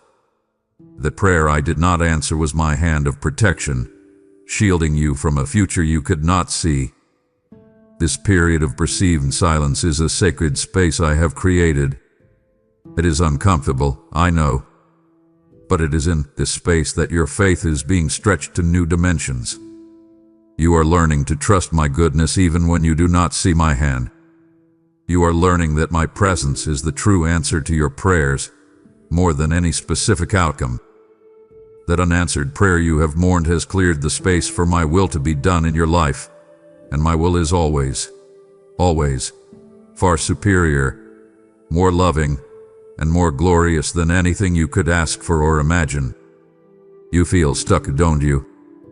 You see others moving forward, receiving the things you have been praying for, and it feels like you are left behind in a perpetual waiting room. The frustration is real. The impatience gnaws at you. You cry out, "My God, how much longer?" I need you to hear this clearly. Let it sink into the deepest part of your spirit. A delay from me is not a denial. It is a divine appointment. It is a period of holy preparation. You think nothing is happening, but in the unseen realm, I am moving mountains on your behalf. While you are waiting, I am tirelessly at work, aligning circumstances and preparing people you have not even met. I am orchestrating 1,000 details to ensure that when your blessing arrives, the conditions are perfect for it to flourish. If I released it to you now, it would be premature. The ground is not yet ready. But it is not just the destination I am preparing you. This pause, this delay you so despise, is building priceless character in you. It is cultivating a patience that makes your soul deep and steadfast. It is forging a perseverance that will allow you to steward great blessings without crumbling. It is nurturing a hope that is not dependent on circumstances but is anchored in my unchanging character. You see, the waiting room of life is where I perform some of my most profound heart surgery. It is in the quiet, in the waiting, that I can finally get your full attention. I heal wounds you didn't know you had. I expose idols you have been clinging to. I wean you from your demand for instant gratification and teach you the rhythms of faith and trust. I am holding you back until the perfect moment for your arrival because I want you to have the maximum impact. A premature arrival would lessen your effectiveness. And finally, see this delay as my strategic move on the great chessboard of your life. The enemy wants you to grow anxious and forfeit the game. But I am your grandmaster, and I see every move. This delay is my calculated play to ensure your ultimate and total victory. So embrace this waiting. It is not empty time, it is appointed time. It is sacred, and it is rich with my purpose. I never promised you a life free from storms. That is a promise from a different God, a God of comfort and ease, but not the God of triumphant power. My promise to you was never that the waters would always be calm. My promise was that I would be with you in the boat when the storm rages. I would be your anchor. Look around you now. The winds of circumstance are howling. The waves of fear are crashing over the sides of your life, threatening to swamp you. The rain of loss and disappointment is chilling you to the bone. And I am right here with you. I have not left.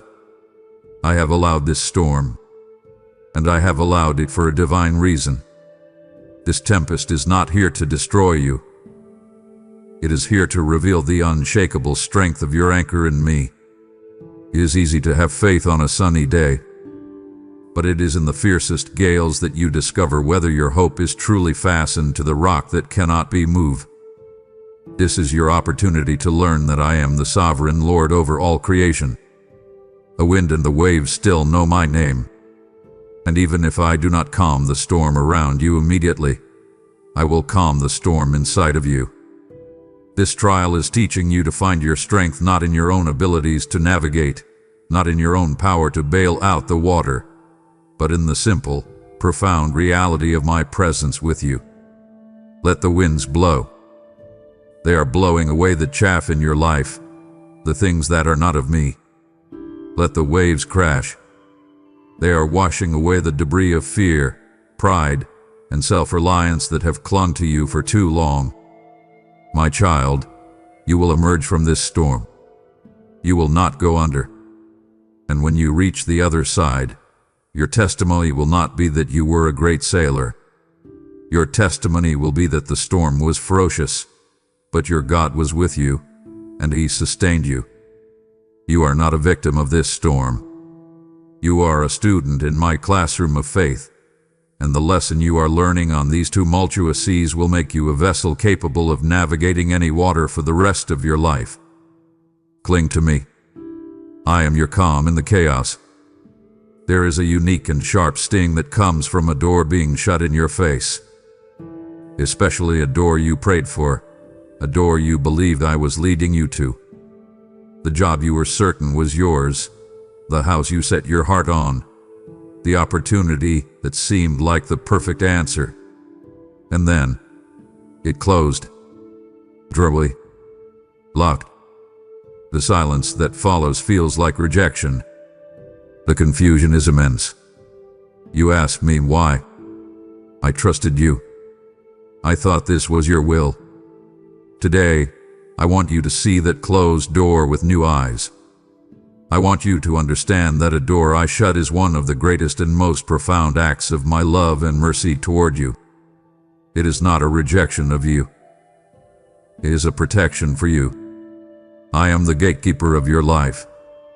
I stand at the door, and because I love you with a perfect love, I see what lies on the other side. Behind that door you were so desperate to open was a heartache you were not prepared for. Behind it was a subtle compromise that would have diverted your destiny, a toxic environment that would have suffocated your spirit, a hidden trap laid by the enemy to ensnare you. I shut that door because I love you too much to let you walk into that harm. That opportunity was not aligned with the glorious and specific destiny I have written for your life. It was a good plan, but I have the best plan. Do not waste another moment of your precious strength pushing on a door I have sovereignly sealed. Do not sit before it and weep for what might have been. To do so is to doubt my goodness and my wisdom. I command you now, in love, get up, dust yourself off, and turn around. Stop looking at the door that is closed. Turn and see with the eyes of faith. I am already moving. I am already preparing to open a new gate for you. And this gate, this door, leads to a future far grander than the one you imagined for yourself. It leads to my open highways of grace, to fields of blessing you did not know existed. My closed doors are not meant to be your prison. They are my divine detours, my loving redirection. Trust me. Thank me for the doors I have closed in your life. They are as much a testament to my faithfulness as the ones I will open. My child, you now see that every closed door is my merciful protection. You felt my hand redirecting you and have asked how you can be my hand for another. This is your moment. Your gift does not just support a channel. It becomes a key that opens a door of hope for another soul who is weeping before their own locked gate. I said, I have set before you an open door, and no one can shut it, and through your obedience, you helped me place that door before them. Every seed you sow through Super Thanks, a membership, with a PayPal link you will find in the description, I will multiply into a harvest of breakthroughs for the lost. This moment is not random. Your act of faith will echo in eternity. As you open a door for them, I will open the windows of heaven over your own life. Now act. Partner with me in this divine setup, and watch what I do next. My beloved, I have shown you my hand in the detours and the closed doors. Do you feel the truth of my protection? To stop listening now would be to understand the principle but miss the proof. I am about to show you how these truths look in a real, human life. It would wound me deeply to see you leave before you witness the evidence of my love in action. Do not turn from this. Let me show you what is possible. My child, your story is not the first of its kind. I want to tell you about my son, Joseph. I want you to see your own journey reflected in his. He had a dream and given him the promise of his destiny. But the path to that promise led directly through betrayal, slavery, and accusation. Look closely. His brothers, in their jealous rage, thought they were ending his story when they threw him in a pit. But their evil act was the very vehicle I used to transport him to Egypt, the exact place his destiny was to unfold. The pit was not his demise, it was his divinely appointed transportation. He was sold, stripped of his identity, and became a slave in a foreign land. But even there, my hand was on him, and everything he touched prospered. Then came the false accusation from his master's wife, a lie that landed him in the dungeon. You would look at that and call it a devastating injustice, the end of all hope. But the prison was not a punishment, it was my proving ground. It was the classroom where I taught him humility, where I stripped him of all pride, and where I refined his reliance on the gift of interpretation I had placed within him. Do you see? Every single injustice, every setback, every moment of despair was a step upward on the invisible staircase I was building for him. Each event was perfectly designed and allowed by me to forge the character he would need to rule a nation. He learned to manage a household as a slave, and he learned to manage an organization in the prison. Nothing was wasted. What his brothers meant for evil, what Potiphar's wife meant for evil, what the cupbearer's forgetfulness meant for evil, I explicitly and sovereignly intended it all for good, for the salvation of countless people. Now look at your own life. The betrayals you have faced, the false accusations, the seasons where you felt forgotten in a pit of despair. Do not believe for a second that these things have derailed my plan. They are my plan. Your pit is your transportation. Your prison is your training ground. I am using every single thing to position you for your purpose. Your story, like Joseph's, is a story of redemption that I am personally and lovingly authoring. Trust me in the process. The palace is being prepared. I want to take you to a desert, my child. A place of silence, of solitude, of seeming emptiness. I want to tell you about my servant Moses. For 40 years, he lived in the palace of Egypt, the most powerful nation on earth. He learned the ways of men, the strategies of leadership, the language of the elite. The palace taught him how to speak, but it was the desert that taught him how to listen. After he fled Egypt, he spent 40 years in the barren wilderness of Midian. To him, it must have felt like a great failure, a permanent detour, the end of a promising life. He went from being a prince of Egypt to being a humble shepherd of his father-in-law's flock. But what he saw is a wasteland I had designated as his sacred classroom. That 40-year silence was not an absence of my presence. It was the deliberate removal of every other distraction so he could finally learn the sound of my voice. In the palace, he was surrounded by noise and ambition. In the desert, he had only the wind, the sheep, and the stars. It was there that I humbled him. It was there, in the slow, patient work of shepherding stubborn sheep, that I forged in him the character needed to lead my own stubborn people. The loneliness of the wilderness was his preparation for the crushing loneliness of leadership. He had to learn to find his companionship in me and me alone. Most importantly, in that desert, I stripped him of his own identity. I took from him the title Prince of Egypt. I took from him his reliance on his own strength and eloquence. I emptied him of all that he thought he was so I could fill him with all that I am. It was only after he was broken of his own identity that he was ready to find his true identity in me, the great I am. And it was there, in that desolate place, that I met him in a burning bush. Now, think of your own desert seasons. The times you feel unseen, unproductive, forgotten, and isolated. You feel that your life is on hold. My child, you are mistaken. Your desert is my chosen training ground. It is where I am doing my deepest work in you, stripping you of self-reliance and teaching you to hear my voice. Do not despise your desert. It is the holy ground where you are being prepared for your divine calling. Now let me tell you about a different kind of positioning. Let me tell you about my daughter, Esther. She was an orphan, a member of an exiled people, living as a minority in a foreign, pagan land. By all worldly accounts, she was insignificant, powerless. So I ask you, do you think it was a coincidence that this particular orphan girl became the queen of the entire Persian Empire? There are no coincidences in my kingdom, my child. There is only divine orchestration. Her position in that palace was not an accident of history.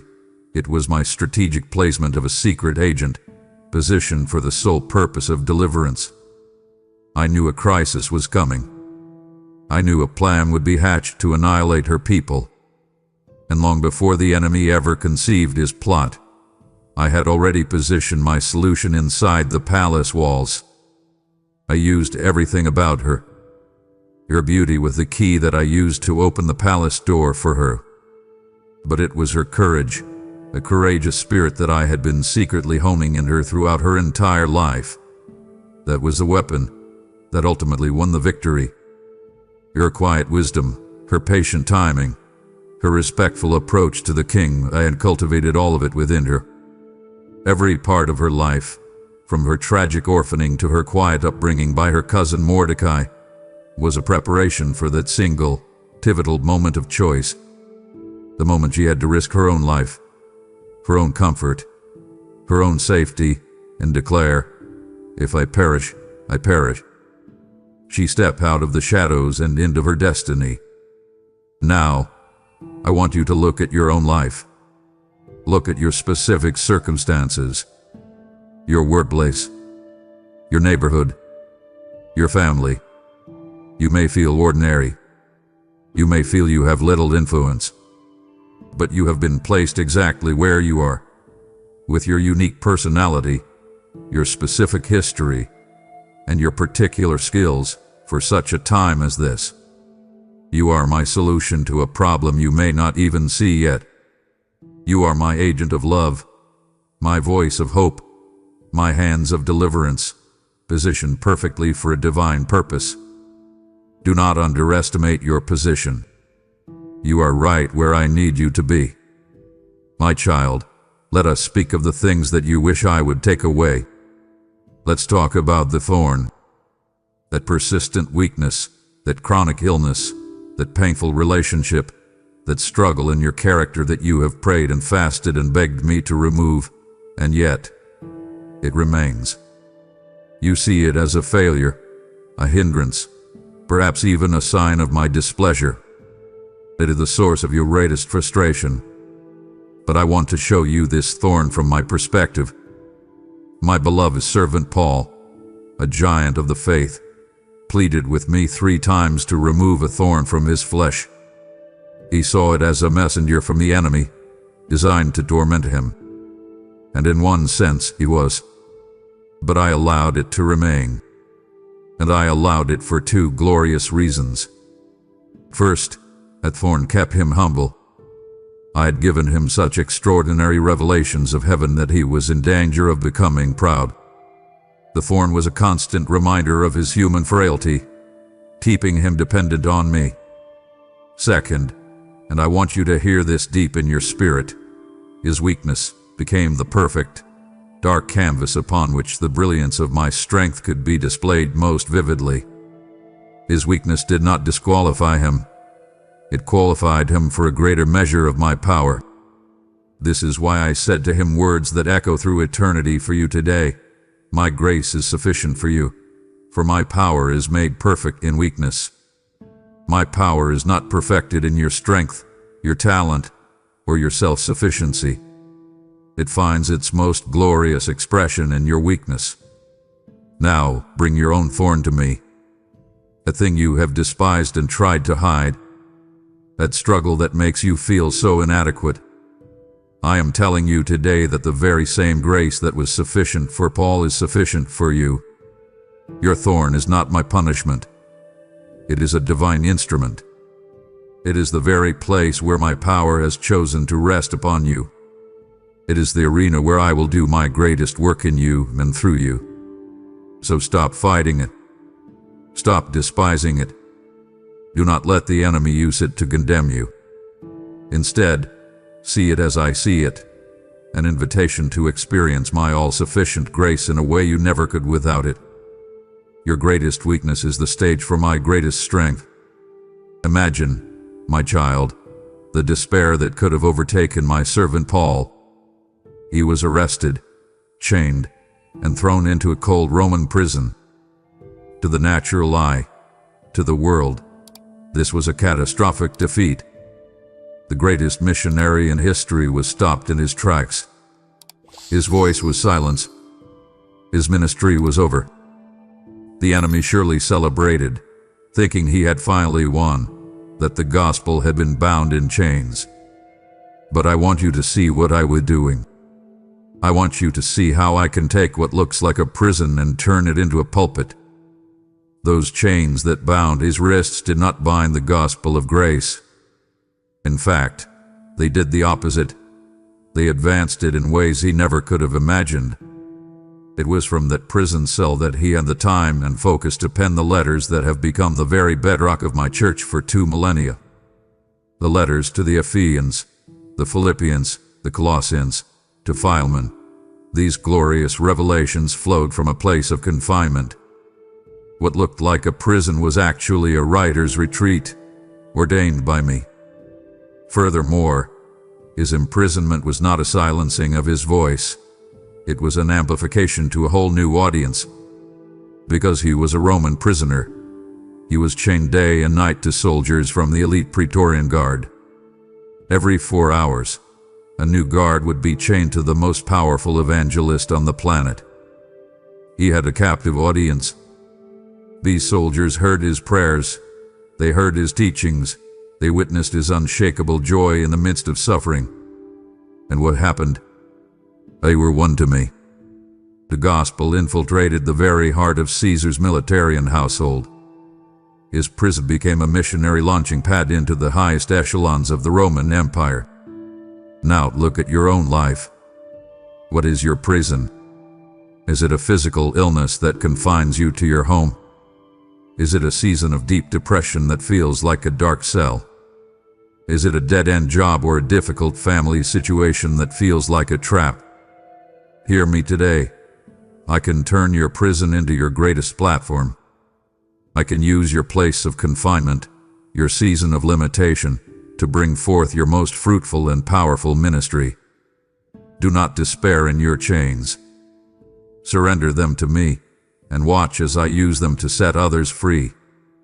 You see now how I can turn any prison into a platform. Your heart is beginning to hope. But there is a deeper work I must show you, the sacred work I do in the fire. To leave this conversation now would be to admire the finished product without understanding the refining process that makes it beautiful. My heart yearns for you to understand the purpose of your heat, your pressure. Do not turn away from the furnace. I am inviting you in, to show you that I am with you even in the flames. Today, I see you, my child. I see you in the furnace of affliction. You feel the searing heat of your trial, and you are terrified that you will be consumed by it, that you will be reduced to ash. The pain is intense, the pressure is unbearable, and you cry out for relief. But I want you to understand the nature of this fire. I am the divine refiner, and you are my precious gold. Gold is never destroyed by fire. It is purified by it. The fire does not harm the gold itself. Its only purpose is to burn away the dross, the impurities that mar its value and obscure its brilliant shine. The heat you are feeling is my loving, purposeful fire, burning away the hidden dross in your life. It is burning away the impurities of pride that tell you that you can do this on your own. It is burning away the selfishness that demands your own comfort above all else. It is burning away the deep-seated fears that have held you captive. It is burning away your reliance on people and circumstances, which are as fleeting as shadows. This process is not arbitrary. I am the master refiner, and my eye is on you constantly. I am sitting by the furnace, my hand on the thermostat, watching you with intense care. I will never allow the fire to become 1 degree hotter than what is absolutely necessary to accomplish my purpose in you. And my purpose is this. I am shaping in you the character of my own beloved Son, Jesus. I am conforming you to His image. This refining process, though painful, produces something priceless in you. It produces endurance, the ability to stand firm under pressure, and that endurance develops proven character, a soul that has been tested and found to be genuine. And that character, my child, produces a hope that will never disappoint you, because it is a hope forged in the fire of experience, a hope that knows I am faithful. So do not fear the furnace. Do not try to escape it. Surrender to the process. Trust your refiner. I promise you, you will emerge from this fire not smelling of smoke, but reflecting my image more brightly and beautifully than ever before. You feel as though you have come to the end of yourself, do you not? I see it. Your own strength has run out. Your clever ideas have been exhausted. Your financial resources are depleted, and your emotional energy is gone. You stand empty-handed and weary, and you think this is a place of failure. My child, this is not failure. This is sacred ground. I have lovingly and intentionally led you to the end of your own resources so that you may finally, truly discover the glorious limitlessness of mine. For years you have tried to hold your life together with your own 2 hands, but your grip has been failing. You have leaned on your job for security, on other people for approval, on your own intellect for solutions. I have allowed these props, one by one, to be knocked away, not to be cruel, but so that you would finally learn to lean your full weight solely and completely on me. Self-sufficiency feels like strength to you, but in my kingdom, it is a barrier. It is a wall that keeps you from experiencing true intimacy with your Creator. A heart that is full of its own plans has no room for me.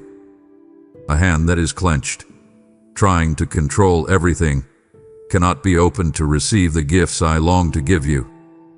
I have brought you to this place of emptiness so I can fill you to overflowing. This entire situation you are in was designed to teach you, in the deepest part of your being, that I am not just a part of your life. I am your life. I am your only true source of strength, your only reliable provider, your only unshakable hope. I want you to learn to depend on me for your next breath, for your daily bread, for your peace of mind. And this dependence you fear is not a weakness. It is your greatest spiritual strength. It is the posture of absolute power. For when you are completely dependent on me, my unlimited power is free to flow through you without obstruction. So do not mourn your emptiness. Rejoice in it. It is the vessel I am about to fill. Now, I want you to lift your eyes and look at where you are standing in this very moment. This is not an accidental location on your life's journey. Every event you have walked through, every tear you have cried, every victory you have celebrated, every painful detour, every furnace of affliction, has been a strategic move. I have been positioning you, my beloved, right here. For right now, you must understand, I am positioning you not primarily for your own comfort, but for your unique and vital contribution to my kingdom. You have an assignment that no one else can fulfill. The specific combination of your personality, your history, your gifts, and even your wounds has made you the perfect person for a task I have ordained since before time began. Think about the tools you now possess. The deep compassion you learn through your own sorrow, that is a tool for your assignment. The unshakable resilience you gain from your failures, that is a tool for your assignment. the specific skills you learned in that job you thought was meaningless, the relationships you built during your season of waiting. These are the exact, hand-picked tools you will need for what I am calling you to do. You are my answer to a specific prayer being prayed by someone else. You are my solution to a particular problem in the world. You are my light, designed to shine in a very specific corner of darkness. This divine setup, this place you are in today, is the launch pad for the very purpose for which I created you. All that has come before has been your training, your preparation, your positioning. The time for training is coming to a close, and the time for fulfilling your purpose is at hand. So, I command you, do not look back with regret. Do not look around in comparison to others. Look forward with faith-filled anticipation. You are not behind. You are not lost. You are perfectly and divinely positioned for what lies ahead. In your moments of deepest pain, I know you have looked up to heaven and asked, why? Why me? Why this suffering? You have seen your struggle as a personal, private agony. But I want to lift your eyes to see a purpose far greater than your own experience. My child, the pain you are enduring today will become the potent hope you offer to someone else tomorrow. The very trial that is threatening to break you is the raw material for your most powerful testimony. One day, very soon, you will encounter a soul lost in the same dark valley you are currently navigating. They will be filled with despair, believing they are alone and that there is no way out. And you, because you have walked this path, will be able to take their hand and say with unshakable authority, I know this place. I have been here, and I can tell you, there is a way through. My God was faithful to me here, and He will be faithful to you. Do you see? I do not waste a single one of your tears. I am collecting them, and I will turn them into rivers of healing and refreshment for others. Your journey through this valley is creating a map. Your footprints of faith, pressed into the mud of your struggle, are leaving a trail for those who will come after you. You are becoming a living letter, a story of my redeeming power and sustaining grace that will be read by everyone you meet. They will see the scars on your heart and know that healing is possible. They will see the strength in your spirit and know that resilience is attainable. They will see the hope in your eyes and know that joy can be found even after the deepest sorrow. My glory, my beloved, is going to be revealed not just to you in your deliverance, but through you in your testimony. Your life is becoming a beacon. Your story is becoming a lifeline. This setup is not just about saving you. It is about equipping you to become a vessel of salvation for many. My beloved child, now I must ask you to lift your gaze even higher. For as deep and personal as this journey has been, it is ultimately not just about you. This divine setup, this intricate plan I have been weaving in your life, is about something infinitely larger. It is about my eternal kingdom and its unstoppable advance in this world.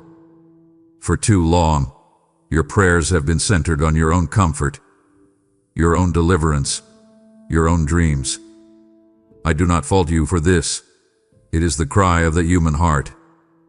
But I am calling you to something greater. I am lovingly weaning you from a life of personal ambition and passionately aligning your heart with my divine agenda. Your life is a single, crucial thread in the grand tapestry of redemption that I have been weaving since the dawn of time. Your story is meant to fit perfectly into my larger story. I am teaching you what it truly means to pray the words my son taught you.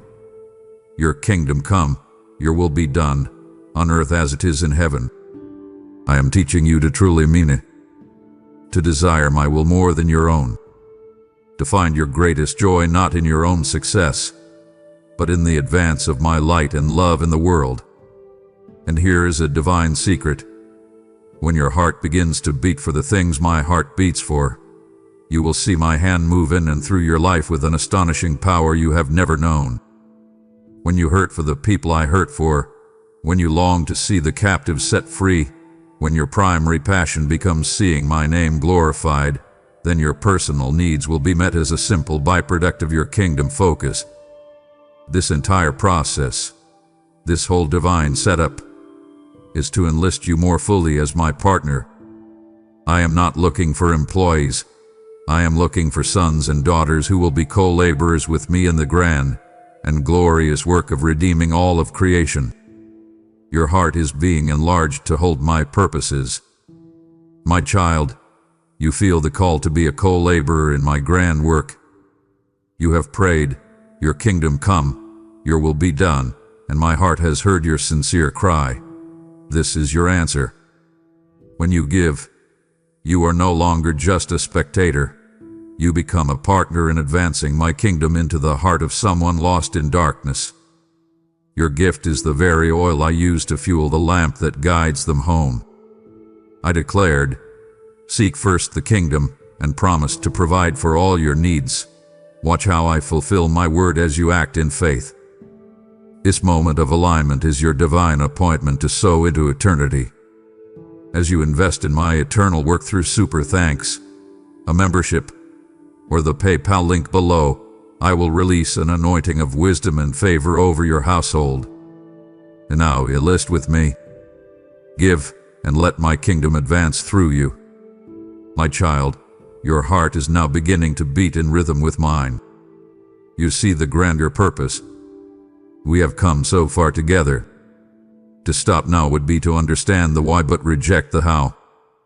It would break my heart to bring you to the edge of this new understanding, only to watch you turn back to the familiar path of walking by sight.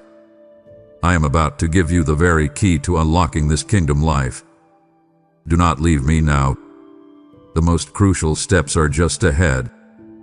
Therefore, my child, based on all I have shown you, the unseen blueprint, the purpose in your problems, the strategic positioning, I have a clear and simple call for you today. It is a call to a higher way of living, a way that contradicts the world and even your own natural senses. I call you today to walk by faith, not by sight. Your physical eyes will deceive you.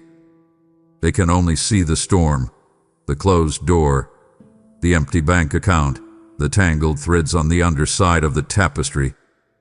Your eyes see the facts of your situation, and those facts may scream of defeat and impossibility. But faith does not look at the facts, it looks at the truth. And the truth is my character and my promises. I am calling you to trust my truth more than you trust your temporary reality. I am calling you to trust my promises more than you trust your problems. Faith is the currency of my kingdom. It is the one thing that truly pleases me because it is an act of profound trust. It is what connects your finite life to my infinite power. So, what does this look like in practice? It means you take the next step I have illuminated for you, even if you cannot see the entire staircase. It means you speak my promises out loud over your situation, even when your feelings are telling you the opposite. It means you give thanks for the victory before you see the battle turn. This walk of faith is the highest form of worship, because with every step, you are declaring to all of heaven and earth that your God is good, that He is wise, and that He is utterly trustworthy. Your sight will tell you, it's impossible. Your feelings will scream, it's over. But your faith, my child, your faith will rise up and whisper the eternal truth. With my God, all things are possible. Choose today which report you will believe. Walk by faith, and you will see the salvation of your God. My child, you have often approached prayer as a transaction, a place where you present me with your list of demands and hope I will fulfill your orders. You have seen it as a way to change my mind, to convince me to come around to your way of thinking. But I want to invite you into a deeper, more powerful understanding. Prayer, in its truest form, is not about you changing my mind. It is about you partnering with me so I can transform your heart. It is the sacred space where you bring your confusion, and I give you my clarity. It is where you bring your weakness, and I give you my strength. It is the holy meeting ground where you align your heart and your will with mine. Think of it this way. Prayer is your divine communication line. It is the secure connection where you receive your daily instructions, your spiritual nourishment, and your marching orders for the day. It is in our quiet conversation that I grant you the wisdom and the fortitude to walk the path I have already set before you. You have sometimes treated prayer as a last resort, the emergency brake you pull when you are about to crash. But I am calling you to see it as your primary strategy, the very steering wheel of your life. It is not meant for emergencies only. It is meant for constant communion. Through prayer, you are not just asking me to fix your circumstances from a distance. You are inviting my manifest presence and power directly into the situation. You become a co-laborer with me. When you pray for that difficult person at work, you are inviting my love to flow through you toward them. When you pray over your finances, you are inviting my wisdom and provision into your stewardship. Your prayers release my power. So do not grow weary of speaking with me. Do not see it as a religious duty to check off a list. See it as the most vital and powerful part of your day. The moment you connect with your source, receive your strategy, and draw the strength you need to navigate the beautiful and complex plan I have for you. The world you live in screams for speed, for instant results, for immediate gratification. And I know this has seeped into your spirit. The waiting feels like a punishment. It feels like I have forgotten you. But hear me, my beloved. The world tells you that patience is a passive, powerless act of doing nothing. But in my kingdom, patience is one of the most powerful and active spiritual forces you can possess. Patience is not passive waiting. It is active, unwavering trust while I am at work behind the scenes. It is the confident expectation that your God is faithful and is moving all things toward a glorious conclusion. And I give you this unbreakable promise. I am never late. I am never early. My timing is always, and in every case, absolutely perfect. It is meticulously designed for your greatest good and my highest glory. Your haste is born of fear and your own limited understanding. Your impatience is a symptom of doubt.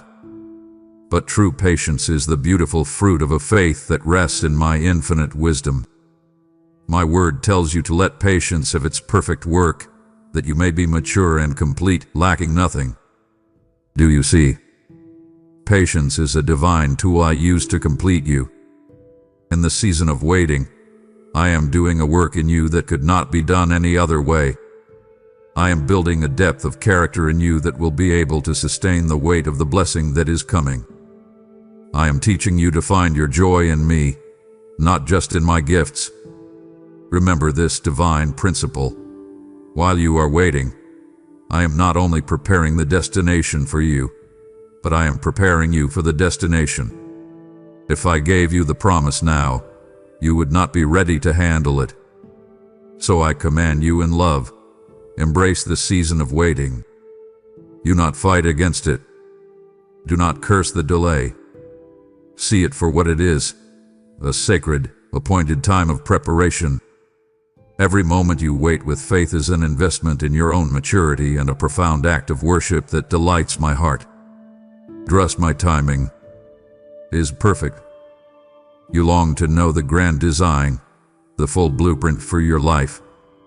You ask me to show you the end of the story so you can walk with certainty.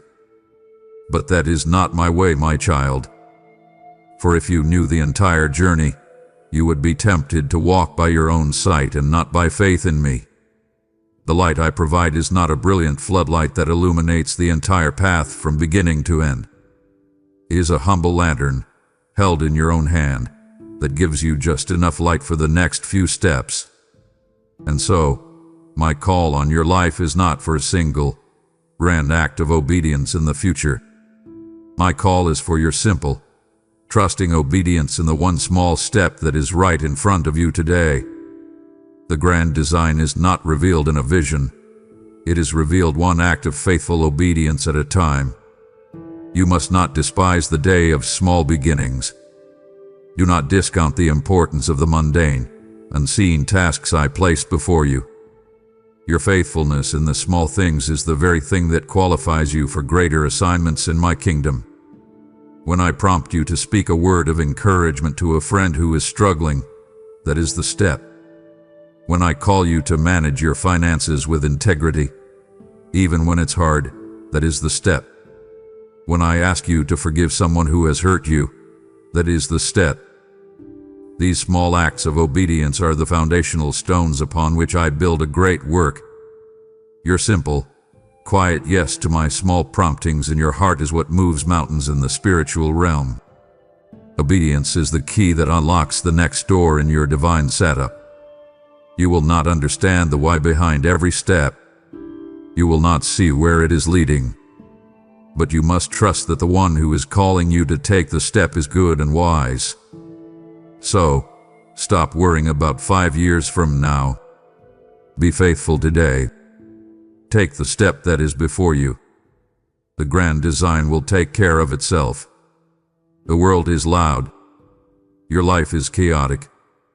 The voices of fear, of expectation, of criticism, and of your own inner anxiety are shouting for your attention.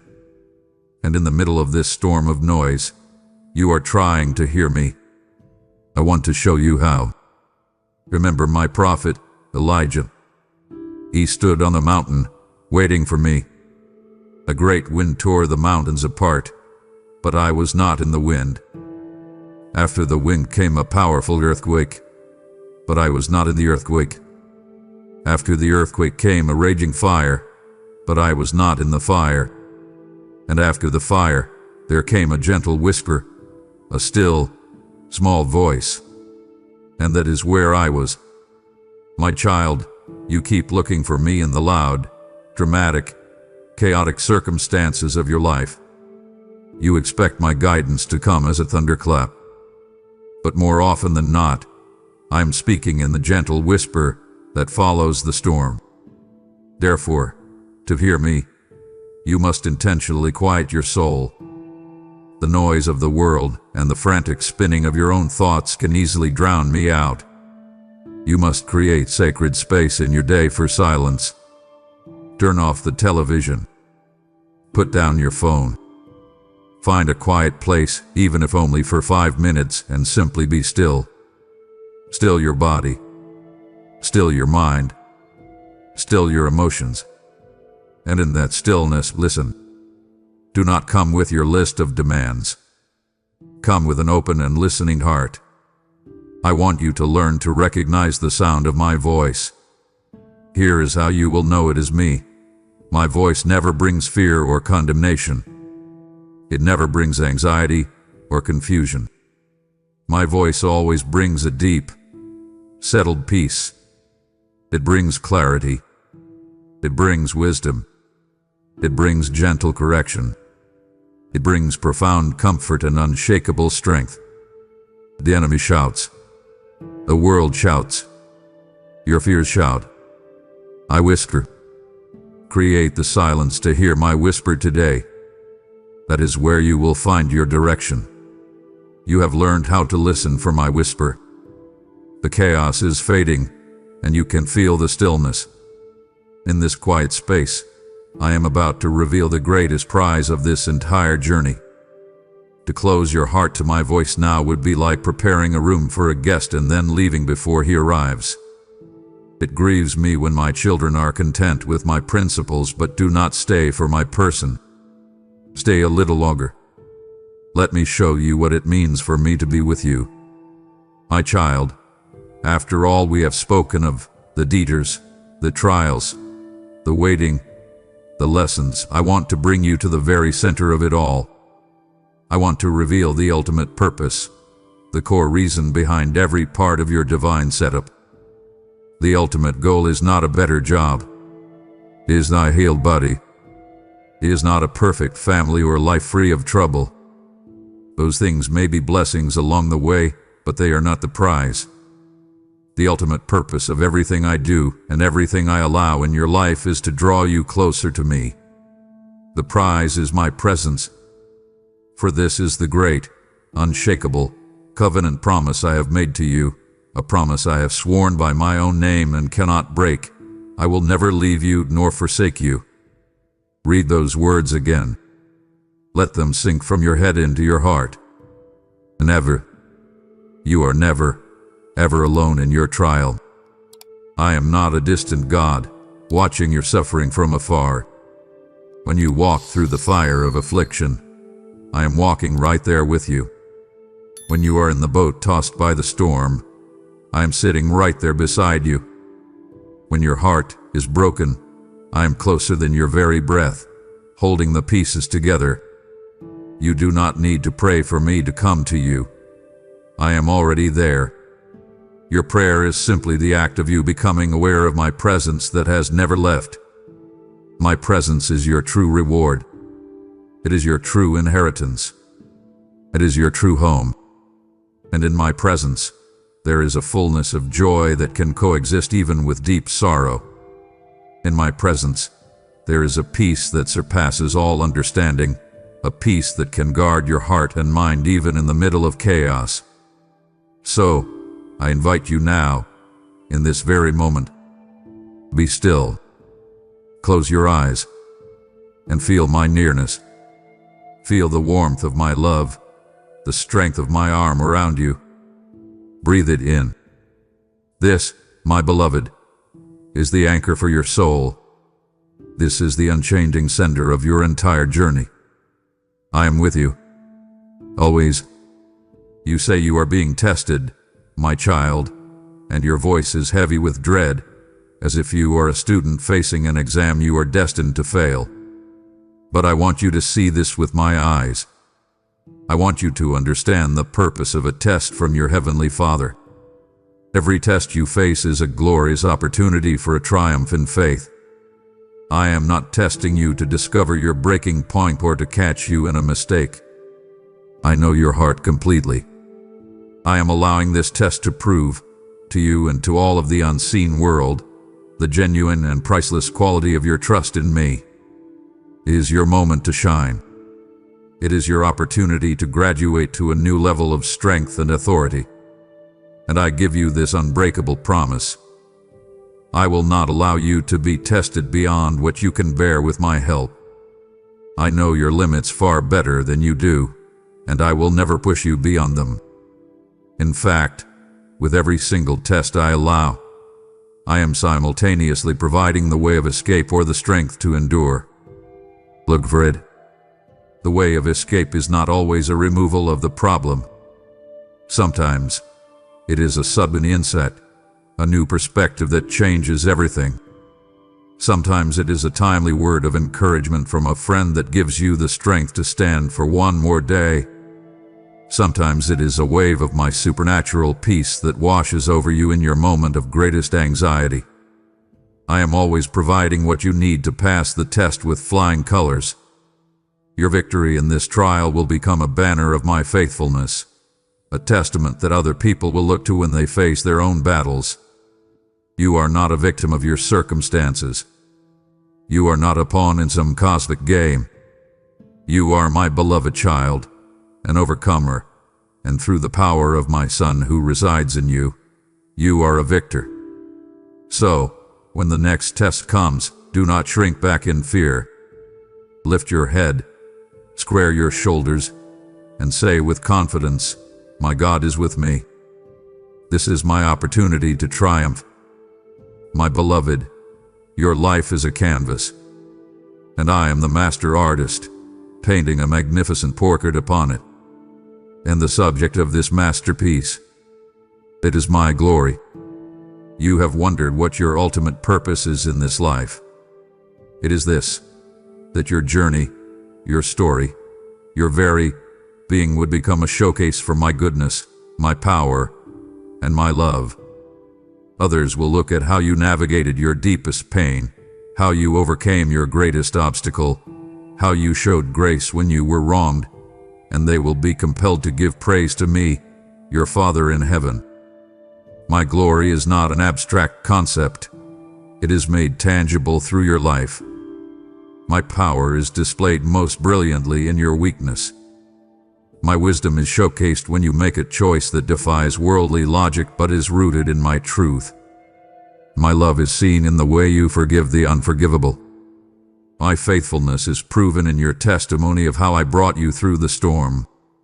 You must understand, this entire divine setup, all the twists and turns and trials, was designed with this ultimate goal in mind, to bring the maximum glory to my name through your life. This is not for my ego. It is for the sake of a broken world that is desperate to know if there is a God who is both good and powerful. Your life is my answer to their question. When I am lifted up through the story of your life, I will draw all people to myself. They will see me in you. You are becoming a mirror, my child, and the struggles you endure are the polishing cloths I use to wipe away the dust and grime of this world, so that your life can reflect my divine light more clearly into the darkness. Your purpose is not small. It is cosmic. It is eternal. You are a vessel chosen to carry and display the glory of the King of the universe. My child, your perspective is so often limited to this present moment. The struggle you are in feels all-consuming. The pain feels permanent and heavy. I want to lift your eyes from the temporary landscape of this earth and give you a glimpse of eternal reality. My word promises that these light and momentary troubles are achieving for you an eternal weight of glory that far outweighs them all. Let those words sink deep into your soul. That problem that feels so heavy it might crush you. In the light of eternity, I call it light. That season of suffering that feels like it will never end. On the timeline of forever, I call it momentary. I want you to imagine a giant, heavenly scale. On one side, place every tear you have ever cried. Place your deepest heartache, your most painful loss, your most frustrating trial. That side of the scale feels unimaginably heavy right now. But on the other side, I'm placing a weight of glory. A glory so vast, so brilliant, so filled with a joy you cannot yet comprehend, that it makes all of your earthly troubles seem like a single grain of sand on the shore of eternity. This is not a mere consolation prize. Your present struggles are actively achieving this for you. They are producing it. They are preparing you for it. Every time you choose to trust me in your pain, you are adding to that weight of glory. Every moment you persevere in faith, you are investing in your eternal reward. So I command you, with all my love, fix your eyes not on what is seen, for it is temporary and fading. Fix your eyes on what is unseen, for it is eternal and unshakable. The difficulties of this life are not the final story. They are merely the short prelude, the preparation for the splendors of your true home and your true reward. This entire divine setup on earth is but a brief introduction to the divine welcome you will receive in heaven, where I myself will wipe every tear from your eyes. My beloved child, we have journeyed far in this conversation. I have pulled back the curtain and shown you the purpose in your pain, the plan in your problems, and the promise in your positioning. Now, as we draw this moment to a close, I want to leave you with the final, ultimate, unshakable truth. This battle you find yourself in is not a battle you might win. It is a victory that has already been secured. Before the foundations of the world were laid, your victory was accomplished by my Son on the cross. I have already overcome the world, and because you are in me and I am in you, you share completely and eternally in that victory. The final chapter of your story has already been written by my own hand. It does not end in maybe. It does not end in shame or defeat. It ends in absolute triumph. It ends in joy. It ends with you safely and gloriously in my loving arms. Therefore, This is how I want you to live. Live not from a place of fear, fighting for a victory you hope to achieve. Live from a place of profound peace and confidence, fighting from a victory that has already been won. The enemy of your soul will rage. He will lie. You may think he is winning a battle here and there, but you must know this: I have already won the war. He is a defeated foe. So, I give you your final commission, your ultimate marching orders for the rest of your days. Walk forward in confidence. Walk forward in the assurance of your guaranteed victory. Your path does not lead to uncertainty. It leads directly to me. It leads to the unveiling of the glorious masterpiece I have made of your life. It leads home, into an eternity of joy that will make all of this seem like a distant dream. Walk on, my precious one. Your triumph is assured. My child, you now walk forward in the confidence of a victory that was secured before time began. As you walk this path of guaranteed triumph, I am commissioning you to leave a trail of light for others still lost in the battle. You have felt the assurance of my promise, and your heart burns to share it. This is how. Your gift is more than support. It is a trumpet blast of hope into the life of someone who feels defeated, letting them know the war has already been won. I declared, I have overcome the world, and your act of faith through super thanks, a membership, with a PayPal link below is your powerful aim into my truth. This moment of revelation is your appointment to act. As you plant this seed of victory, I will release over your life a double portion of the peace that guards your heart and mind. Now, declare your trust. Plant your banner of faith. Give and partner with me in sharing this glorious news. My beloved, you have heard my heart for you. You have listened as I have pulled back the curtain to reveal the beautiful and intricate purpose woven through your days. You now know that your life is not a collection of random accidents, but a majestic and intentional divine setup, designed by a God who loves you infinitely. The confusion, the detours, the trials, all are threads in a masterpiece only I can see in its fullness. Now, I invite you to seal these truths within your own spirit. This is a holy moment, a chance to move from passively hearing to actively believing. Let your voice and your hands join the chorus of faith. In the space below this message, I want you to make a declaration. This is not for me, for I know your heart already.